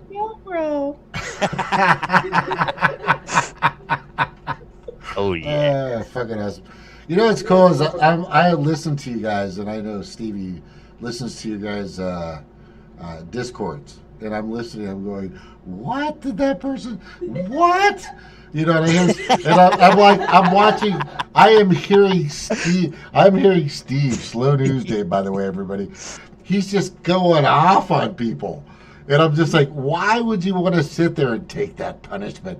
And then and then the hammer comes down, which is Glory from Slow News Day. She comes down and just like destroys him. And I'm just like, why even stay there for the brutality? It's fucking, but what I always say, is it's not, and you have to understand this little very simple piece of this. It's not their fault. It's what they're fed. It's it's the bait they've been given. You can't, when you're going after somebody and you're saying, you're just a fucking whatever, what the fuck, whatever you want to say to them, their perspective, their drive, their way of gaining and collaborating with all the information they've been given, it's very simple. They've been tainted. They've been directed. And it's not their fault, because advertising, branding, talking points, narratives, it's all right there.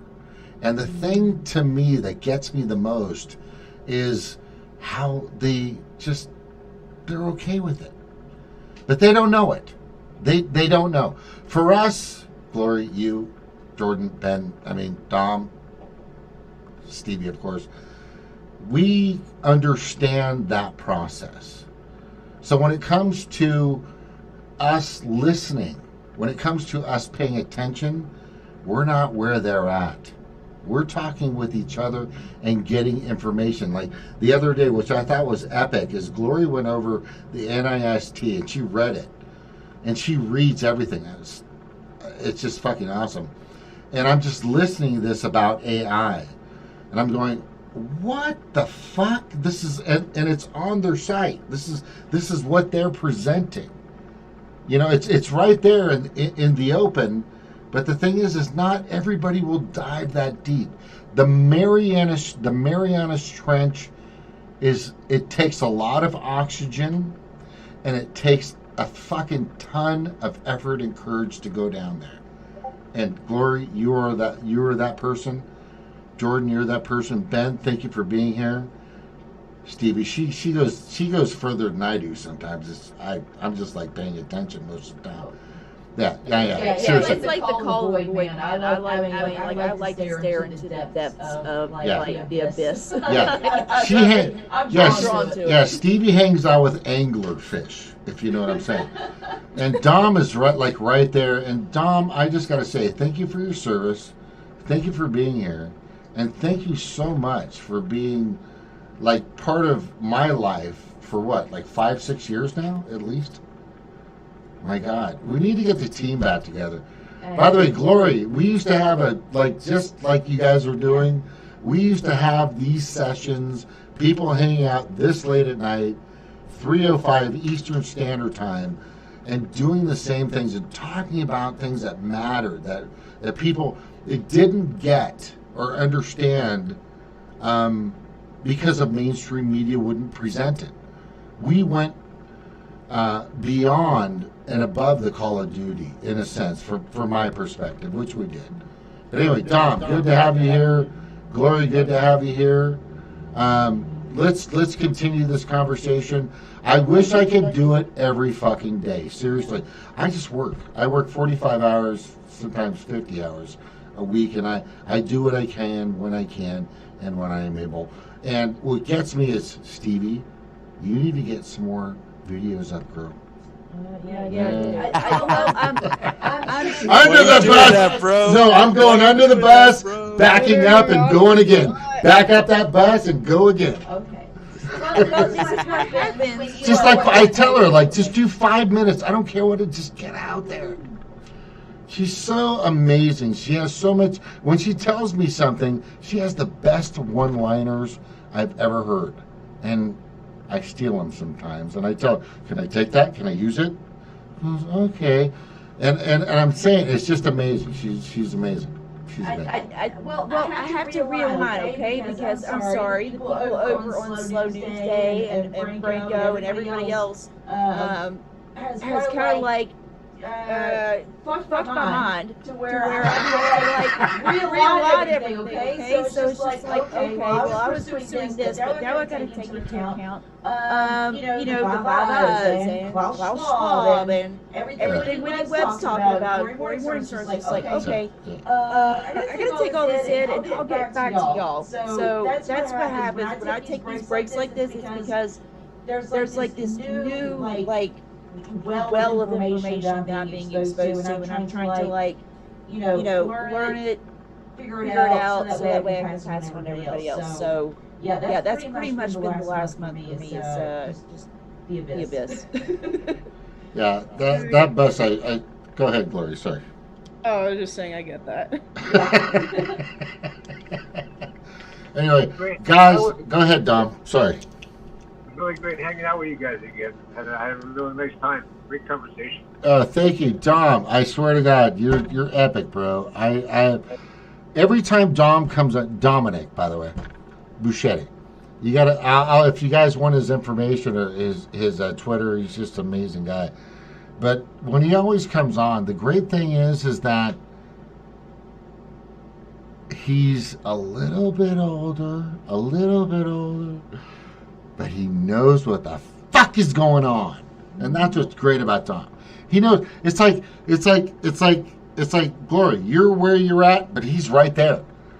But he's in another space and time. Like Ben, he's right there. Like Jordan Yelbro, he's like at the same place. He knows, and he's like, there are people out there. There are people. From 16, okay, not 16, that's wrong. Okay, from 19, I'll say 19 just to be safe. From 19 to fucking 85 that understand and see what's happening. They get it. They're paying attention. The thing is, when I look at all you, I see myself in those stages of life. And it, like, you younger ones are way later than I was at your age, and it's just so good to see it, because there's people that are aware that I can share some stuff with that might help them out, to further their experiences. So it's really great. It's just a great experience. It's a great thing to be able to share, this with you. That's likewise. Thank you. Thank you. I think that it's like we're pretty scattered on the left, but that's what kind of normal. That's kind of normal. Ben, stop using the labels. We talked about that. But it's like we're scattered because we are the free thinkers types. So are you saying that Republicans aren't free thinkers? Is that what you're saying? Of course they are. Look, that's the thing. It's about this. I always tell people, stop with the labels. That's just what they want. There's people trying to fix things, and there's people that aren't. So we're here with the people that are trying to fix things. So. I kind of want to get at it. Like, enlightenment's different. Like, enlightenment is, subjective. But I think there's some kind of enlightenment, a disillusionment that connects us. I agree with that. Absolutely. Common ground. It's just really good to have all old friends and new friends here together, and I'd love to do this again sometime soon. So especially when we can get Dory on and have her actually like participate and stuff. I'm just awesome she's here and paying attention. I got Glory from Slow News Day. By the way, Dom, you've got to watch Slow News Day. I have the worst schedule ever, and because of finals week, it's been like wrecked. Oh shit, finals week. Yeah, I get it. Hey, Horrible. summer though. That's the only part of college I don't miss. You're gonna be out of school. I don't have to do school for my kids. This summer's gonna be awesome. This summer's gonna be awesome. We'll have a lot of time. Oh yeah. We gotta. Can I just say that, like, James and Dom, you guys talk like sweethearts, but I'm also afraid you might crack me in half. So, like, I don't want any problems. Okay, that's all.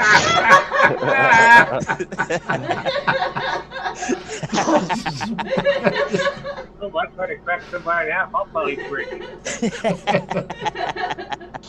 No, we're just regular. I'm just John Those Average. goddamn shoulders, bro. Look at those shoulders, bro. You're serious? You both scare me. I'm just John Average man on the street, bro. I'm just John Average man on the street. That's all I'm saying. Fully backing away, that's it.